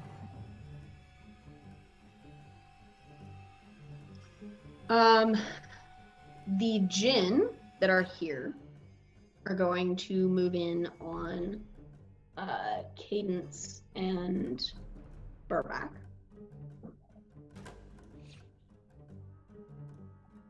Make sure I have your armor classes up so I can see.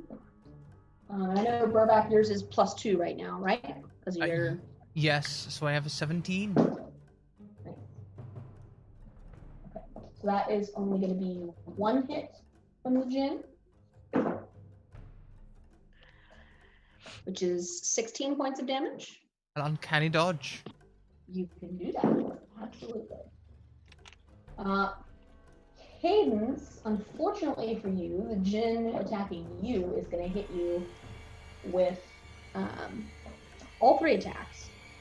Now, you do have resistance to lightning and thunder damage now, so that'll reduce the damage you take by a little bit.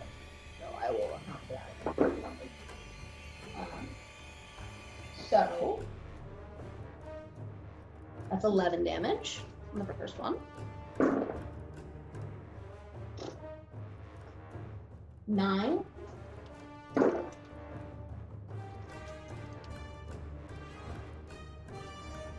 10. Rolled pretty well. Let's see. The one back by the pillar can get to Cassandra, but actually chooses to fly past you. Heading for the top of the tower, the hill. Also, you can see Elaine flying that direction as well now that she's back, but she has not. She doesn't have the speed to reach anyone at this point. And Burback, it's your turn. Okay, now look, I'm not exactly a doctor, but if I was to take an appraising look at Faden, do they look nearly dead? They're not on death's door, but you dealt a pretty grievous wound. It's... If you could deal them another hit like that, it's possible that they would go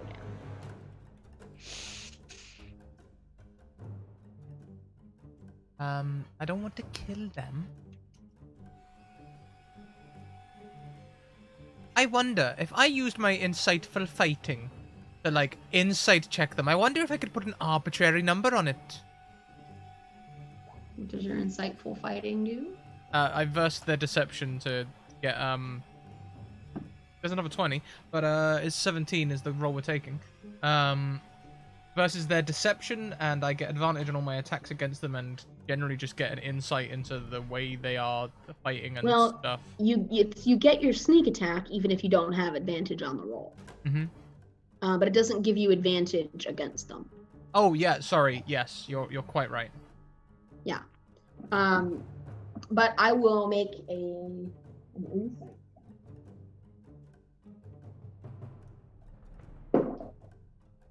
I rolled a 14, which means that you do succeed.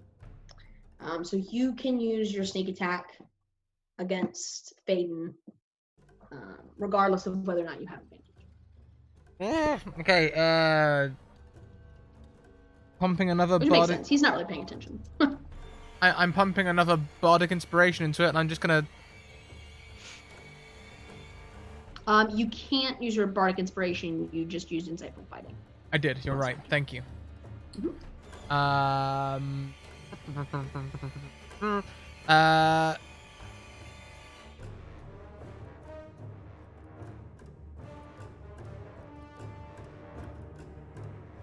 Cool. I'm just gonna stab them again. All right. This time in the leg. I'm trying not to kill them. All right. So I go for What that. about the other liver? I'm going to ignore Cadence's wise words. And I'm going to aim for that little, like, the strong ligament that sits along the outside of the knee. I'm just gonna try and poke my rapier through it. All right, this is oddly specific, but okay. 16. A 16 hits. Hey. How about 35 points of damage? That is a lot of damage. Not enough to put him down, though. Good, I made the right choice. I made the right choice. And that will be it for Burback, I assume. That is it, yes. So, Cassandra, it is your turn. You All can right. finally reach the hilltop if you would like. Yes. Cassandra is going to fly to the hilltop, and as she is doing that, I'm going to glance back and see what the Oxys are doing. Oh, the Oxys are already on the hilltop. They dashed. They dashed. Yeah. Perfect. Then, in that case, getting to the hilltop, dropping fly, and casting counterspell. On what he's doing? Yes. At Interesting. Okay. 4th level. You're going to have to roll for it. Yeah, I know. It's the highest I can do. So let's go ahead. So you will roll, and it'll be, I assume, your wisdom, unless you're using counterspell for a warlock, in which case it's your charisma. I am using it as warlock, so it is charisma, which is unfortunate. That's So fine. you'll add your charisma bonus. Okay.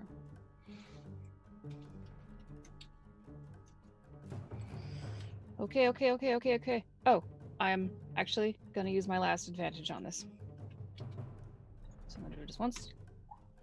And I'm just gonna do it again. 22.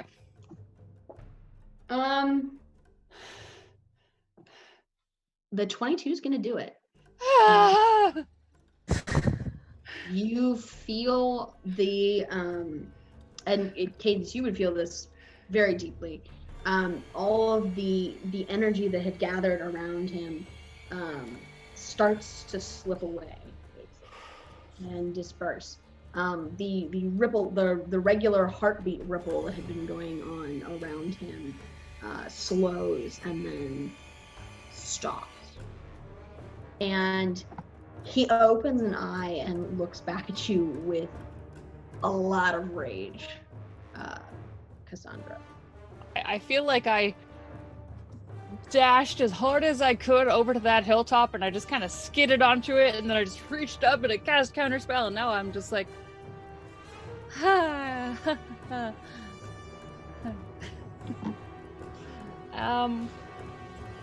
that said, I will take this opportunity to cast Hunter's Mark on him, and then I'll be at the end of my turn.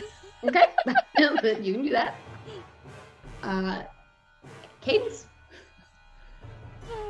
All right. Well,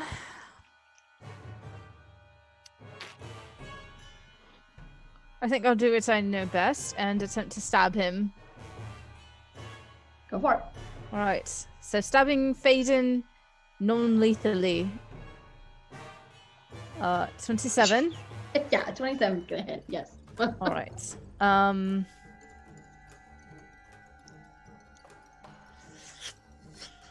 I will not smite him yet. All right, so it is going to be 14 plus an extra. What is it? 2d8, I think. 1d6, I think. If you're not smiting.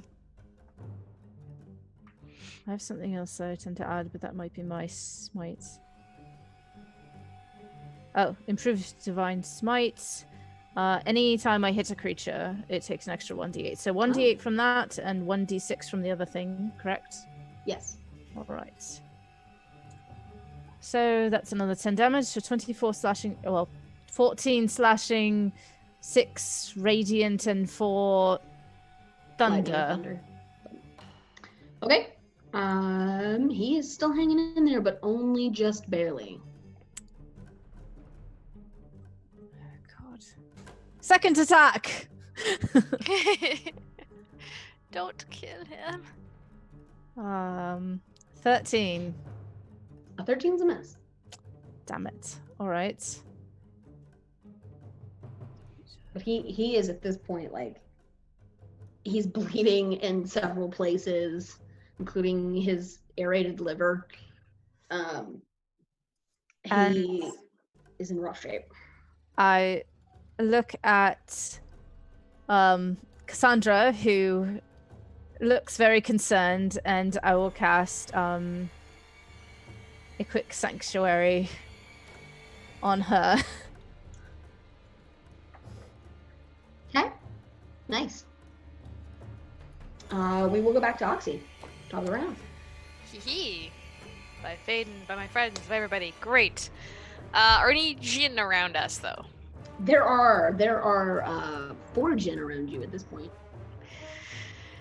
Fantastic. As the documents come out, and Oxys kind of looks at me and goes, just so you're aware, in document here, paragraph A, section B, it actually says right here that if this person is in this kind of situation or whatnot, you are allowed to actually change around because they're actually going to, destroy the plane of existence that you actually rely on, which your signatures here do state that while you do have to serve them, you don't actually have to serve them to your demise.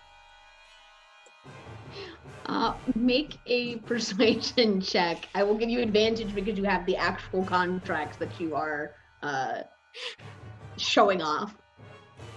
And it sounds like you're paraphrasing the friendship. Ah! I used advantage too. It's like, damn it, can I use deception instead? I will be kind and let you roll deception instead. Ah! Double nat ones. Hey! If I'm being perfectly honest, this is the reason I gave you the contract. So, I use the forgery, so now it can say in the documents of. yeah. So you hold these up and you go into your legal babble,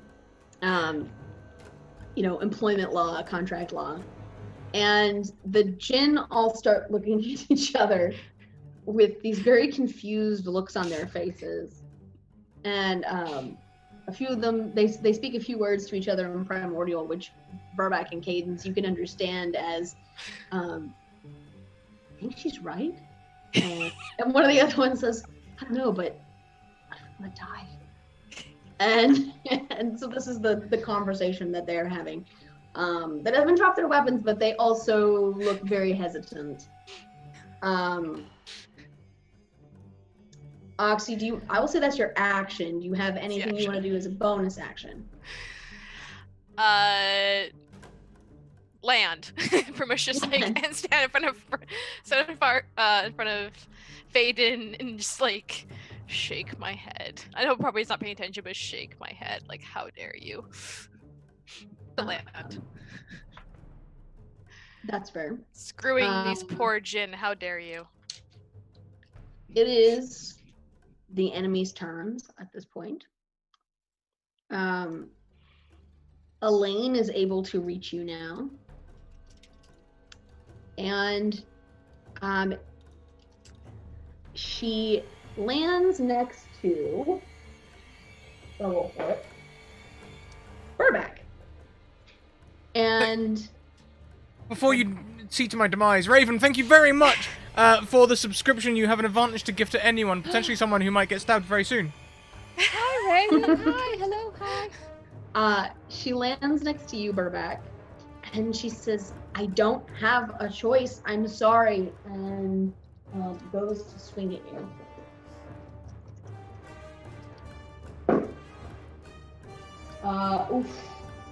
Oof. I don't like the sound of that oof. Critical. Oh.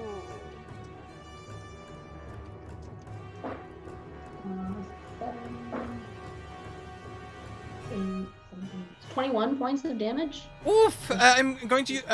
Has it been a turn? Have I had a turn yet since my last time I used Uncanny Dodge? You are up next, and so I don't think we've gotten around to you again. Damn it! I guess I'll take that on the chin then. Yeah, she slugs you pretty good. And even as she does it, she's like, I'm sorry. And Faden, for his part,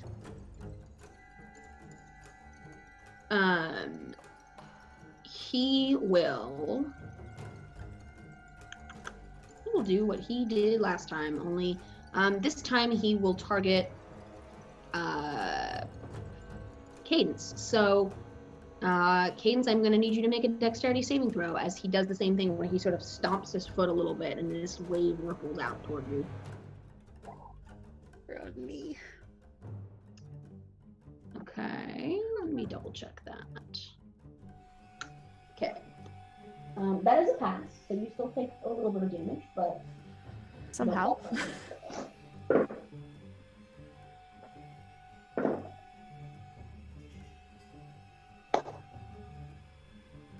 14 points of damage. And even as he does it, you can see he sways a little bit on his feet. Perfect.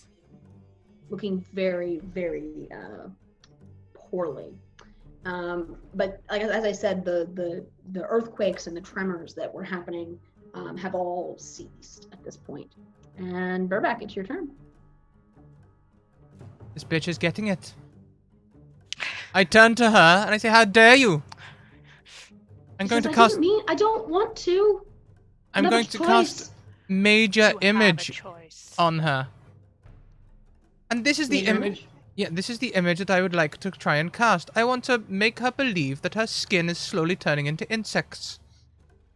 Oh, They are crawling out of her skin, and I'm going to try and traumatize this person. Essentially, they need to roll against my DC 18 spell save DC. Intelligence save. Yeah, so she has to roll investigation to see if she can determine that this is an illusion. I guess, yeah, that'd be it, yeah. Yeah. Let me see what her investigation is. I don't know off the top of my head. And since I'm allowed to make it move and stuff, I'm going to make it writhe and move and wriggle, and it makes skittering sounds and... Oof. That's terrifying. What was your DC? 18. Okay, so she fails. She is not able to discern that this is not real. And she lets out a shriek and starts trying to get them off of her. And I will say, this is not just, doesn't just look real to her, it looks real to everyone. Oh, yeah, I was gonna say, that might be important for Cadence. It absolutely is. And anything else for you, Burback? No, but Burback is feeling very good about the fact that you literally only need one spell to seem like a powerful wizard. Major Image, it covers all the boxes. True, illusion magic. Cassandra, we're back to you. Right. I am going to look up at him, and I have a warlock thing that enables me to cast slow once in a while. I'm scared. I was sitting here waffling between spells. Alright, I am going to look up and try to cast slow on him. It is a wisdom saving throw of 16. Alright. He fails. You cast slow. And as you do, you can feel that in your pocket where you keep the compass, the weight has changed. I'm gonna pull out my manacles that I suspect are now manacles now. They are. And start walking towards him. Okay. That's what I do. Cadence? I'm concentrating really hard on this slow spell. I am not gonna be quippy. I'm not gonna do any facial reactions or be fussy. I'm just gonna concentrate, hold these manacles, and walk slowly over to him. Cadence? The Genasi did not attack this last turn, right? They did not. They you can still hear them talking to each other in Primordial, being like, "Is this really the hill we want to die on?" And which is funny because you're on a little hill. And the Poor workplace safety. Poor workplace yeah, and then the safety. others are like, well, I don't know. I mean, I feel like that she's right about there being a clause for, being able to get out of this. And so they're kind of they're having their own conversation right now. They did not attack you. All right. Could I impose an intelligence saving throw against Babak's illusion? Yes, you can make an investigation check, is what the spell says, to try to figure out that what Burbeck did was an illusion. Is that a bonus action or my action or just a free I will thing? let you do that for free. All right. I'm not good at this because I'm not a good investigator. What is your spell save DC? 18. This is not going to go well. All right. So it is absolutely real. Oh, God.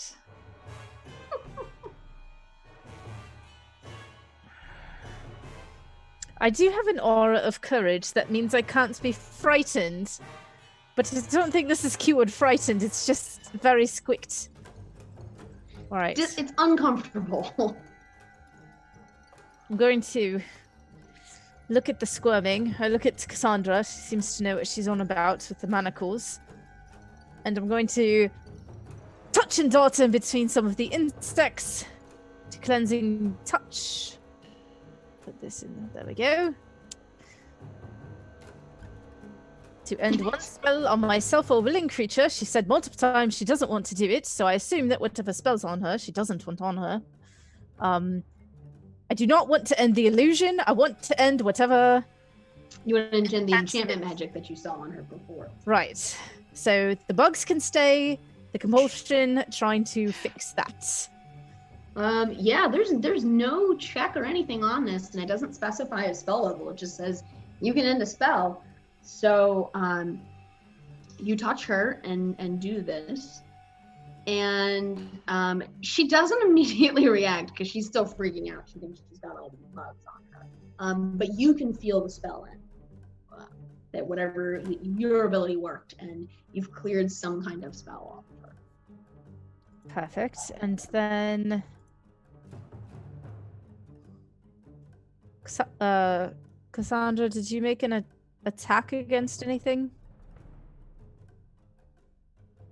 Cassandra casts slow. I cast a I don't think I. Is that considered a harmful spell that would end Sanctuary?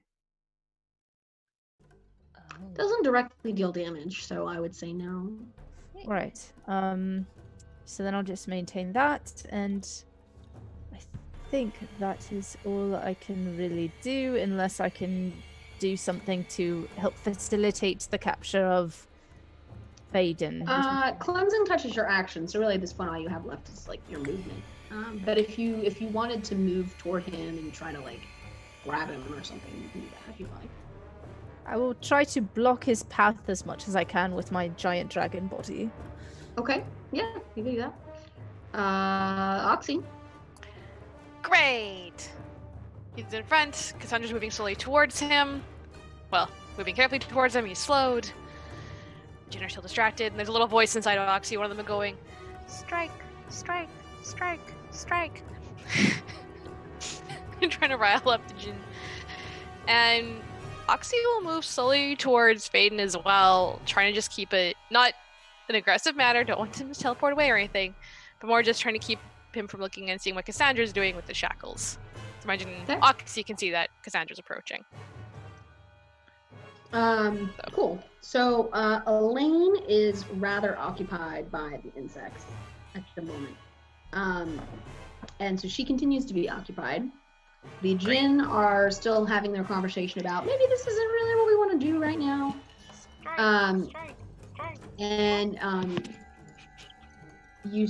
Faden, who is leaning forward a little bit, clutching his side, and he says, "Mother, protect me." And she's still she's in her own little world of insects. And when he sees that she's not doing anything, he lets out a little bit of a low hissing noise. And then he is going to... Go look at the thing.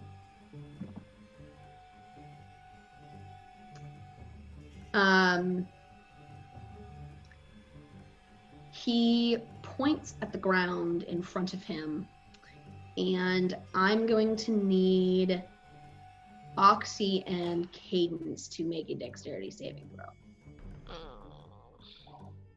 Ooh. Just so you know, with slow, if he's trying to cast a spell that has a casting time of an action, like not a bonus action, you have to roll a d20. On an 11 or higher, the spell doesn't take effect until the creature's next turn. Interesting. Okay, I did roll below an 11, Okay. so he's good. But thank you for pointing that out, because I don't see slow get used very often. So this is, I don't get to roll d12s very often.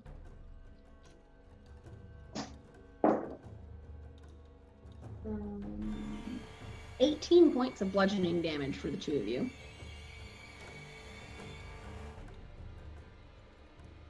As the earth just erupts in a fountain. But that seems to take a lot out of him to do it. And he's panting pretty heavily. We're back. Yes. Your turn. Great. I'm going to look to this Faden wizard person, and I've decided I've had enough. So I'm going to cast a powerful spell on them, the most powerful spell I know. Sleep at level 3. It's pretty good. For 61 points of health. Yeah, he passes out.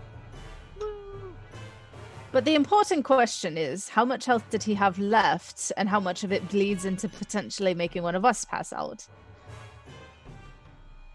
That's a good point. So he had 5 hit points left. Oh shit. Oxy, what's your health? I'm great at 92. Sandra? Whoever's closest to him. No, it's whoever has the lowest health after that. I'm good. I've only taken 39 points of damage. Okay, I have 48 left, so I fall asleep. No, you don't, because it starts with the least, right? Right? Hi, I'm sitting on 44. Down I go. Is sleep a concentration spell? I don't think it is. Maybe. Good. No, it's not. Good. Spell sensitivity creatures sleep. Does it affect the caster? Starting with the creature has the lowest thing. Yeah. Oh yeah. Each creature affected by this. Each creature affected by the spell. It's an area effect. You just pick where it is. Creatures within a 20 feet radius. Subtract each creature's hit points. A creature's hit points. How'd you? What's them? That's beautiful. I very much love that. That you're like, I've had enough, and you cast sleep, and then it sort of rebounds back on you, and you just... I face plant. I'm gonna full on face plant. Like something out of Lilo and Stitch, you know, just whoop woof. And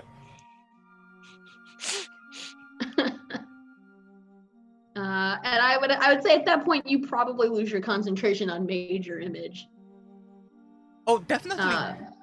Yeah. So the insects on Elaine disappear, and she goes, and then it seems to sink in for the first time that she's not under a compulsion anymore. And she looks at Kate and she goes, "Thank you. I didn't want to hurt any of you. Manacles. I'm sorry." Oh, it's quite alright, Cadence says, moving to, like, pin Faden down and, like, gently pull his arms behind his back. Yep. You can manacle absolutely... props, but yeah. And don't have mine around. as soon as you lock the cuffs around him, they start to shine with a golden light. Cadence walks over to Burback, face planted down, and like kind of, and then just like picks him up. Like, I could end the spell, but took a lot out of him. Just let him sleep.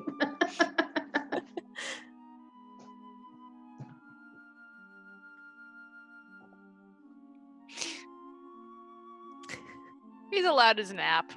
They're allowed their naps. Dangerous roleplay over here. So where do we take him back now? To the place? The place. We At least, have some. at least to the magical ship. I mean, I'm a bit torn. We need to use him as a bit of a, bargaining chip to get lift back. But then I think we're meant to take him back to, the wind folk. Back Manacles, after all. to the bird. Spit up this thing. Get the bird back alive. Hopefully it can take out the rhythm. That's a good idea too. And then take him to the dragon person. Oh, do we know if it's too late to help the basilisk? I don't know. I don't know really how to extract it. Cadence, you don't. Try. You have a rough approximate feeling in the back of your mind of where the other 3 artifacts are. So you can sort of roughly sense the one on the fire plane and the one on the water plane. But you can definitely sense the earth one here in Faden. And since it's in Faden, you're not really able to sense the basilisk at all.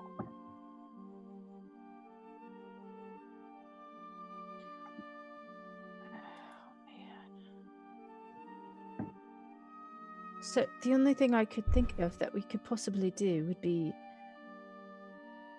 revivify the bird or go to one of the others and see if they can pinpoint exactly where the last sort of death throes of the basilisk was and sort of find the body from there. Yeah. We grab him, take him back to the bird as quickly as possible, give the bird back his magic juice, ask the bird what to do, how to fix the basilisk.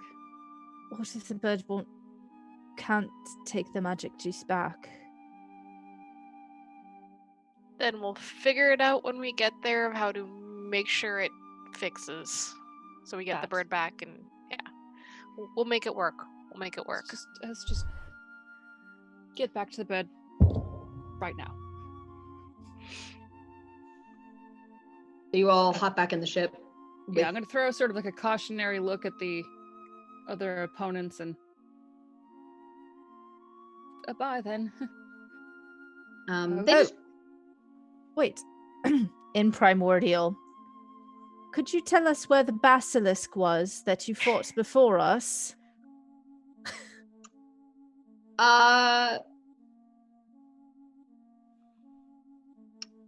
One of them looks at you and says, "Could. Why do you want to know?" To return that back to it, perhaps.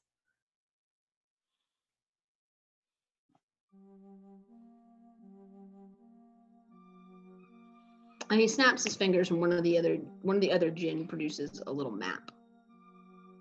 And he takes it and hands it to you and says, "This isn't any use to us anymore." Right, because in case he asks, we killed you all, right? Correct. Cadence is just gonna low-key lay on hands Burback for like 20 health. Thank you. You all hop back in the ship, right? Foxy passes the contract to the djinns. Just next time, just action, right? Like union action. Unionize. We're doing it in the fire plane. You should check it out. and you all hustle back to the plane of air. After cleansing touch Burbak back awake because we cannot fly this Yeah, you plane. need your helmsman. Sort of. Burbak. It's time. No. You've got to fly. We can do another of those rolls you did. No. We can do another one of the rolls that I did. Yes. Yes, we can. Just get out of my arms, please. Oh, thank you for carrying me, Cadence. I never knew you cared. And I'm Seems gonna a bit boop their knackered. snoot. Boom, boom. Blows out like the little like snowflakes of cold breath. Back to the airplane then, to return all this. Please. Hang on I a minute. will- When you say the airplane, do you mean the ship or the airplane? Take the airship to the airplane.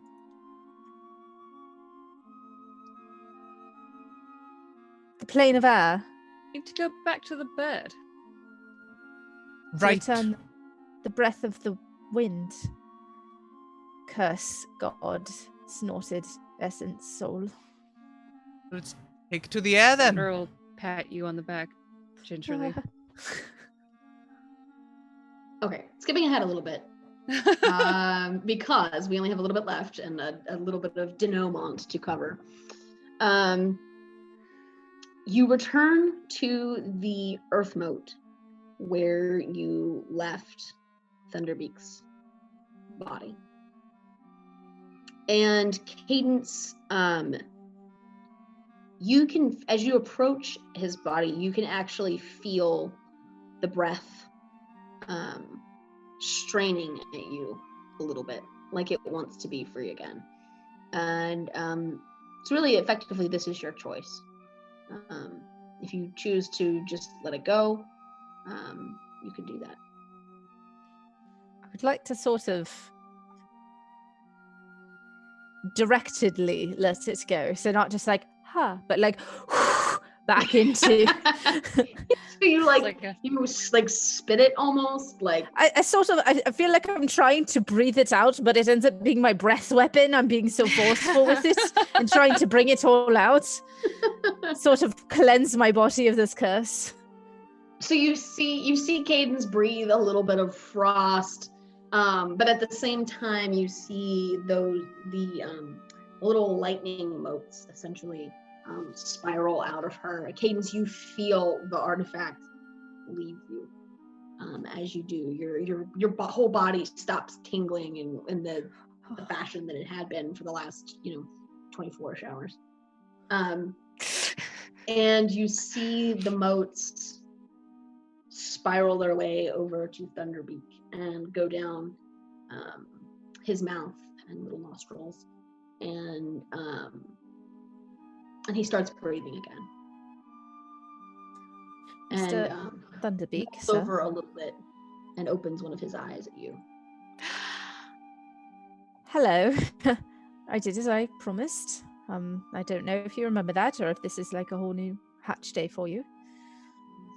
No, I remember. Now, Thank you for keeping your promise. Of course, I took very good care of your god soul. Do you think perhaps you could take his out? And I point to our Point to Faden. to our unconscious guest. Thunderbeak, moves a little bit closer and looks at him and says, I can take it out of him. Though it will be hard to contain it without a host.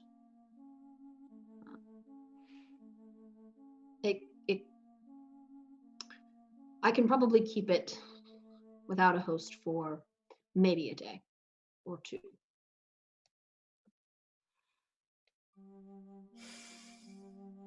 Cadence kind of sighs.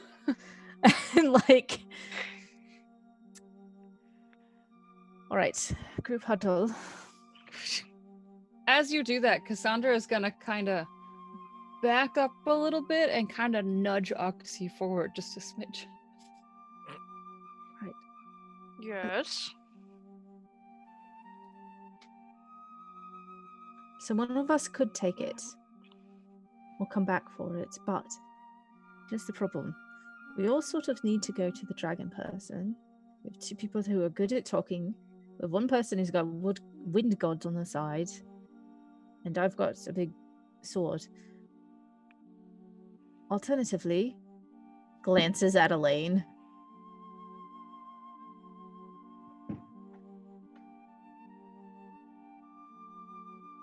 Alternatively, Get Elaine to do it. But she doesn't know about the you-know-what with her you-know-what.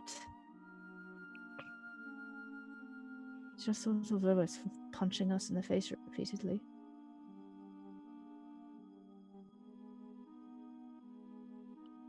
You've got a point. Cassandra? I can try to do it again. It's no No, bother to I me. don't think that's fair to you. I think that No.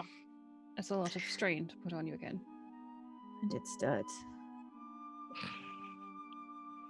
If need be, one of us can.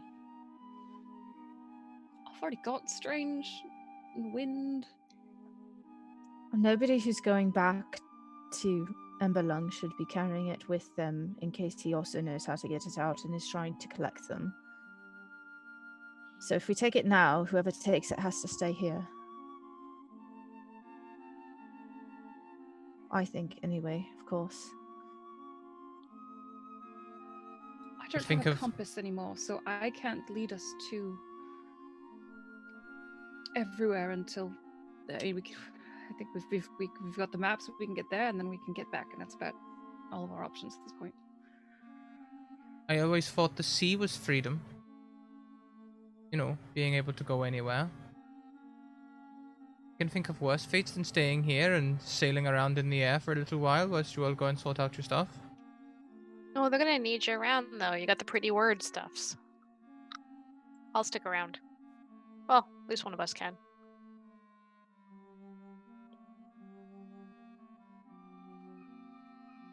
It's not pleasant. It's alright.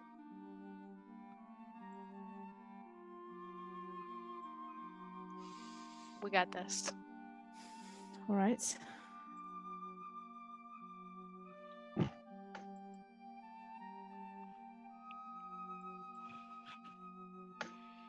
Thunderbeak looks back at you all and says, "Have you made a decision?" Oxy will step forward and go and just kind of do the multiform technique thing, and it's like, if you need to divide it into 3, we each can. If you need to divide it in 1, and then Roxy will step forward. Okay. She'll go. It'll have to be 1, I'm afraid. And then Thunderbeak, slides over to Faden and takes a claw and puts it on Faden's chest. And there's a little bit of a flash of light. And those of you who are close enough can actually see the claw sink through Faden's chest. And when Thunderbeak brings it back out, the claw is actually now piercing what looks like a living heart. And it's beating. And it's glowing with an internal light. And he comes over to Roxy, specifically, and offers the heart to you. Roxy takes it. And he looks at you and he says, "You'll have to." He gestures a little bit with one of his talons. Do a quick shout out. Okay. About 15 minutes ago, someone donated with the message "Feel spooky, man." Whoever you are, thank you very much. It was there's nothing tied to the donation as to what they wanted to do with it, so thank you. Awesome. So yeah, Roxy, does his And Thunderbeak is showing. Roxy, you will get a sensation very similar to what Cadence had, but the powers are all different. Instead of lightning, you can sort of feel, you know, the power to cause earthquakes. You can see like little pebbles at your feet trembling, as you take this in. So if I understand correctly, Roxy is going to stay behind, with the rhythm of stone, while the rest of you go visit Emberlung, correct? Yes. Guess so. I will do a little bit more hand waving because again we only have a little bit of time. So you are able to get back to the plane of fire, down a halfling. So just 2 halflings in a trench coat these days. Yeah. A little bit shorter. A little bit shorter, a little bit less full of health. Yes, that too. But you are able to take the airship directly back to Emberlung's, the entrance to Emberlung's lair, that fire canyon. All right. I Yes. assume Faden has woken up by now. Oh yeah, Faden's woken up by now. He's not too pleased with his predicament. Of course. Once he wakes, I would like to zone of truth him and let Cassandra interrogate the hell out of him. Sure. Yeah, I would have just asked about the deal. First, I'd ask what he did to his mother. For ease, I'll say he's gonna fail that zone of truth, because you guys have enough time to cast it on until he does fail. And he says, it was a simple geas.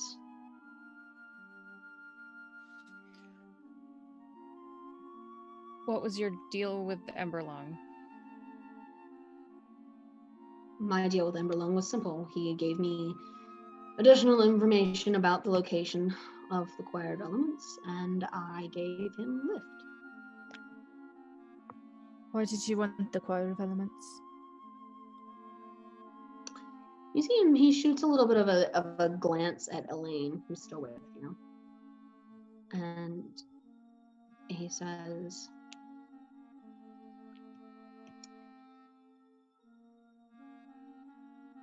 you know what it's like to be the black sheep of a family? Actually, yes. My entire family are full of maids and housekeepers. He says, mine. Heft sword. He says, mine are all fighters, warriors that are with swords and bows and weapons. Imagine being the one magically inclined person in your family, a person who isn't strong enough to pick up a sword or, swing an axe.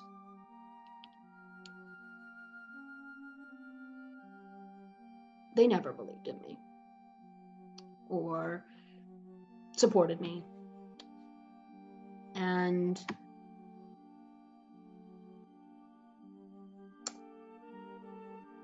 I wanted to be able to come back and show them that I had outdone all of them. This really clears things up for me. I was a little bit, morally unsure about whether or not I was going to hand you off to the dragon, but you were perfectly willing to just hand my friend off to the dragon just so that you could show your mom that you finally did something good with your life. Bollocks. No. And Cassandra turns on a heel, walks out of the room, and is done with the interrogation. Elaine is sitting in a corner just shaking her head and crying a little bit. And she says quietly, we always loved you. And he just kind of goes and crosses his arms and, He can't cross his arms. He's shackled. So Rolls his eyes. The yeah, ultimate he like son disrespect. turns around so that he doesn't have to face anyone. You have like one little chunk of hair like strategically over one eye, and he's just like, Yeah, he goes just.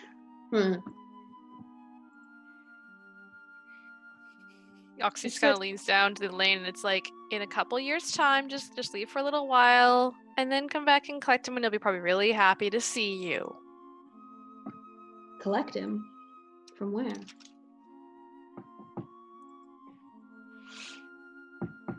And Oxy just smiles. It's like, oh, see, here's a fun thing.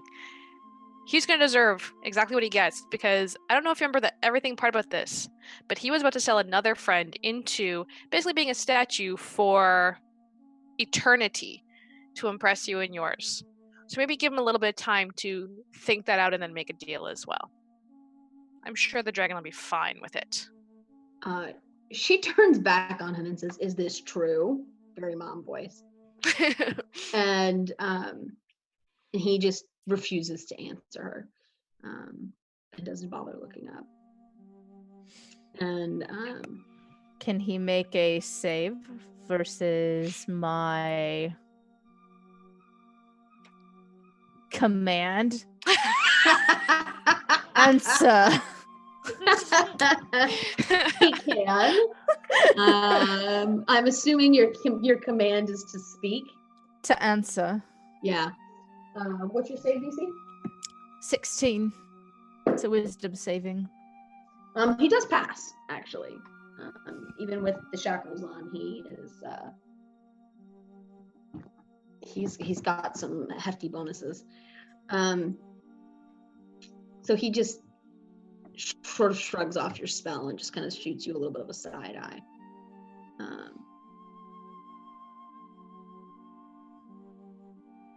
All right, well, there's only one other thing that I think I can possibly do to help. Because Elaine, you're such a dear friend of mine. Kitty. I know. So on the way there, I would like to try to use ceremony to atonement him. Interesting. All right. You can make that insight check. I don't have an advantage. You do not. That's all right. So insight check. I'll gift you mine. All right, with advantage, insight check. Is he feeling that? Yeah, I have plenty. Nope, I didn't mean to click that. Oh. All right. So insight. Oh, look at that. Yeah, you cast atonement out of ceremony. Wow, I did not know you could do this. And that will shift his alignment from neutral evil to... What was he when he was a child? When he was a child, he was probably neutral good. He was raised in a pretty good aligned household. So yeah, you move him 2 shifts along the alignment chart from evil to good, basically. And basically, more or less, give him a conscience back. And when you do, he... I would say you probably see tears in his eyes as he realizes the full weight of what he's done in the pursuit of his own sort of twisted goal. Just sort of leave him in the lane to have a moment together. Yeah, they sit down and they have a quiet conversation. Both of them crying. Sandra, I think I've made our task harder. Cassandra is just having like a little casual book read now. She feels great. Yeah, Burbak would have gone to go and check on her, I reckon. What do you so mean? I know how to do a Because spell. I think you made the job so much easier. So very much easier. Much appreciated. I fixed his conscience. Good for him. It'll hurt more when we send him for the dragon. Oh. Right. Now you cast that spell on me. No. Just checking. Okay. Just wanted to keep you in the loop, being the leader and all. Sure. Obviously, your decisions count for what all of us think, really. Well, the way I see it, Lift had nothing to do with this. And even if he is nice now, he still did something terrible.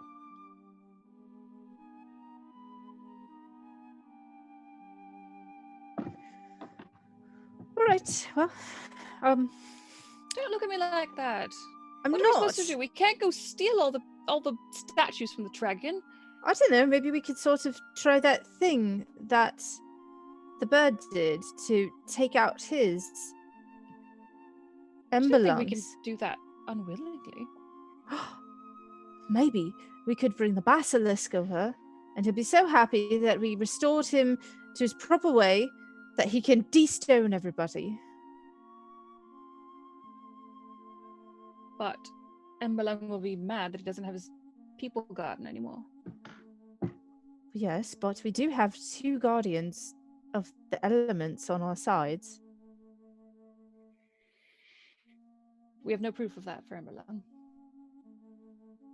Well, no, the proof is we call them up and say, hello, will you de-stonify all of these people because your friend is evil and tried to kill you all via this man? While you're having Cassandra's this gonna argument, walk up to you, put her hands on, I guess, probably your forearms. Are you trying to tell me that we just did all of that so that we could go back and try to talk Emberlung out of the thing that we agreed to when we've already got the thing he wants? at this point, you hear someone clear their throat, and you see Elaine has entered the room, Hello. and or the deck rather, and Elaine says, "I talked with my son, and he recognizes that he did a horrible thing, trading your friend away, Lady Mormain. He would like you to trade him to Emberlung, at least for now. He wants to return your friend to you." Sandra's gonna look a little sheepish.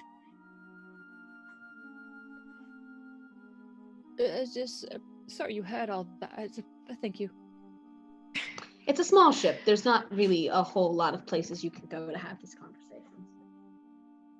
Cadence, That's- Cassandra. You know how to dispel magic, right? Not very well. Yes. Or greatly restore people, hmm? I know a spell of 5. Look. The 4 of us, we're pretty, between us, I might specialize more in talking than fighting, but still, I know my way around the rapier. Same for all of you. We were very split up in that last fight, but we still managed to take out a wizard who had already captured a soul of a god. The 4 of us, I reckon, could give Emberlung a bit of a match. And if we were to go in there and awaken some powerful statues as well, it'd be overrun.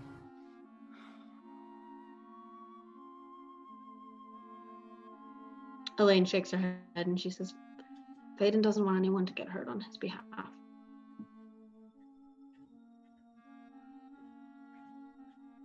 Honestly, it needs done anyway. It's on the behalf of all of those trapped there. We already have someone who hits very hard, ma'am. A wizard.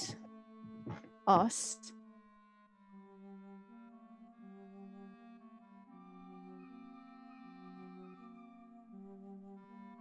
Go back. If you can sneak us in the back way, we can see how many of those statues we can reanimate. If there's a smuggler's hall, I'll find it. Cassandra, Oxy.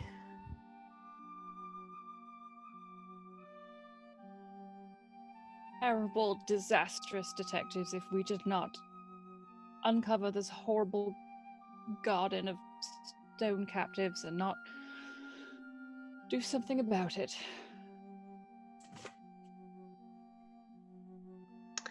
Y'all, you're making this hard for me.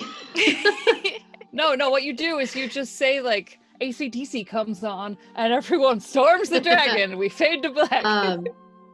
We don't So- need closure. Yeah, so what I'm gonna say is we will probably fade to black there, with the four of you having resolved that instead of trading Faden away, now that his conscience has been restored and he's hopefully a better person, that you are going to do the right thing, which is to try to stop Emberlung and recover all of the people that he has in his garden. And maybe, looks at Scrat, if we ever get a season 2, we can play that out. But for now, Shot. we will end there.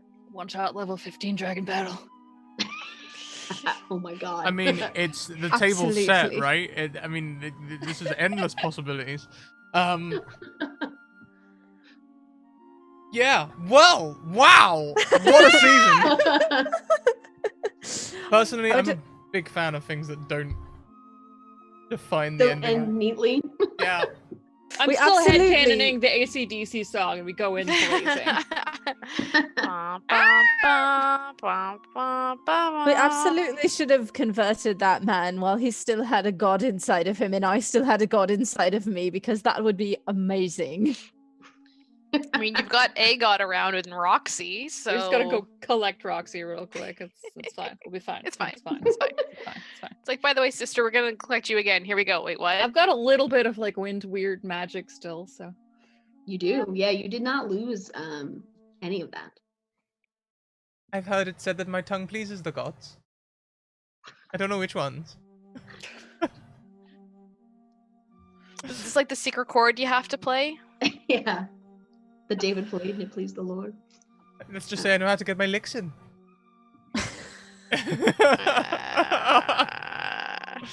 All right. Hey. Well, this has been an amazing season, Danielle. Thank you so much, everyone. Here we are at the end, and I feel a one shot coming in the future. We'll talk about that afterwards. Let's go round. What's your favorite part of the season, everyone? We've got credits, so we don't need to worry about doing all our outro stuff. But like, hey, what's your favorite part of the season? Ooh. Let's put someone on the spot. Ren. I loved having to hold back my natural instinct to pun the crap out of everyone. That was really kind of, it felt like I was like exercising some brain power of withholding. I really liked clinking the parasols, and I liked our whole dynamic of people that already knew each other going in to a high level campaign. I liked us. We were good. Yeah. Yeah. Well, Yeah. And their freaking cat box. We'll never forget the cat box. Yeah. that's a lot of- landed on my favorite part of the season. There was I don't get me wrong, there's all sorts of wonderful things, and I think the City of Fire was my favorite, the City of Brass. But the moment when you realized it was a Schrodinger's box, that will forever be nestled in my mind. Anyway, Holly. I really liked when Burback and Oxy just decided that they're going to run a scam and just craft out a scam in the middle of the session with no preparation whatsoever. And a wonderful DM just sort of rolled with it and just fired right back. It was this wonderful moment of improv roleplay mixed in with real world knowledge. That was just one of the coolest combinations It's so good. Oh, scams were great. God, I loved running the cons. I- Sorry, we upset the campaign You so didn't upset much. me. That No, the shop- campaign. You went along with it, but the campaign got like. That shopkeep con, I left that session on such a high. I was flying high after that. That was Your great. 45-minute business plan. I drew on so much real life shit there. So much. Oh, I was too. I used to work for an accounting firm, so I was sitting there like, Engineering. Oh, God. so, yeah. Retail. Jay. For myself, one of the favorite things to do is actually play 3 different personalities and try and get that across. But otherwise, yeah, I love the little interactions between everybody of how that came in and eventually, like, having the favorites and stuff. And also, it's like, wait a minute, who has to, like, flip the coin of board with who? Which one's the loser? Which one's the winner? That I drunken like night the out aggression. was tops. That was great. So rude. So rude. I actually just those. did not have any idea in my head of what the losing option was. I was just playing off of the. I just kind of figured it would, Oh, we would just bounce off each other. It was perfect. yeah, I wasn't expecting a losing option. That's why it's fun to put either one of you on the spot. It's like, so who is? Who gets stuck with who? Yeah, that's all good fun. It was all great. And I'm Danielle. sorry. Yeah. How about your favorite part? Thank you for a wonderful session. Your first Yeah. first season on the Academy. Great job. Thank you. You're welcome. So much fun. Loved it. My favorite things, as they usually are unanticipated solutions to problems I have placed in front of you. Ice cream. Yeah, like the ice cream that you used to end the encounter with the fire elementals, or asking Thunderbeak to just straight up give you the breath of air. I was not remotely expecting that, and I was like, you know what? Yeah, all right, we're gonna roll with it. There were a lot of little moments like that in the campaign where I just truly was not, like, including the business plan scam, where I really was not expecting you to do a certain thing. And I think those are the most fun moments for me because it makes me think on my feet a little bit. And sometimes the things you come up with are much better than the things I came up with. And I am a big enough person to admit that. And I think it makes for a better game. So thank you all for being such wonderful players. You had such fantastic chemistry. You interacted so well with NPCs, and I'm gonna miss you all very much. Thank you so much, because it takes 2 to tango, and thank all of you. This has been wonderful. You've been wonderful to bounce off of, NPCs, players, everyone. It's been great. We need a raid cry from the season. Oh boy. I mean, I feel like stab him in the other liver was pretty Yes, good. yes. I made a clip of that. I was very proud of myself. I think we also have your clip of your surprise face when you learned that fly isn't gonna hold up. Oh yeah. Gosh, I felt so stupid. Oh, that was Another great. beautiful moment. I'm hoping that one gets turned into a GIF. I'd like to use that. So That was wonderful. our raid cry then is stab him in the other liver. We're gonna go and pay a visit to Welcome Party RPG in honor of Ren's new campaign over there. Until next time, everyone, keep on evoking emotions and join us in half an hour for the finale of Apotheosis. My brain is all over the place today with all these finales. Oh boy. Keep evoking emotions, everyone. I'll see you later. Bye. Bye. Bye.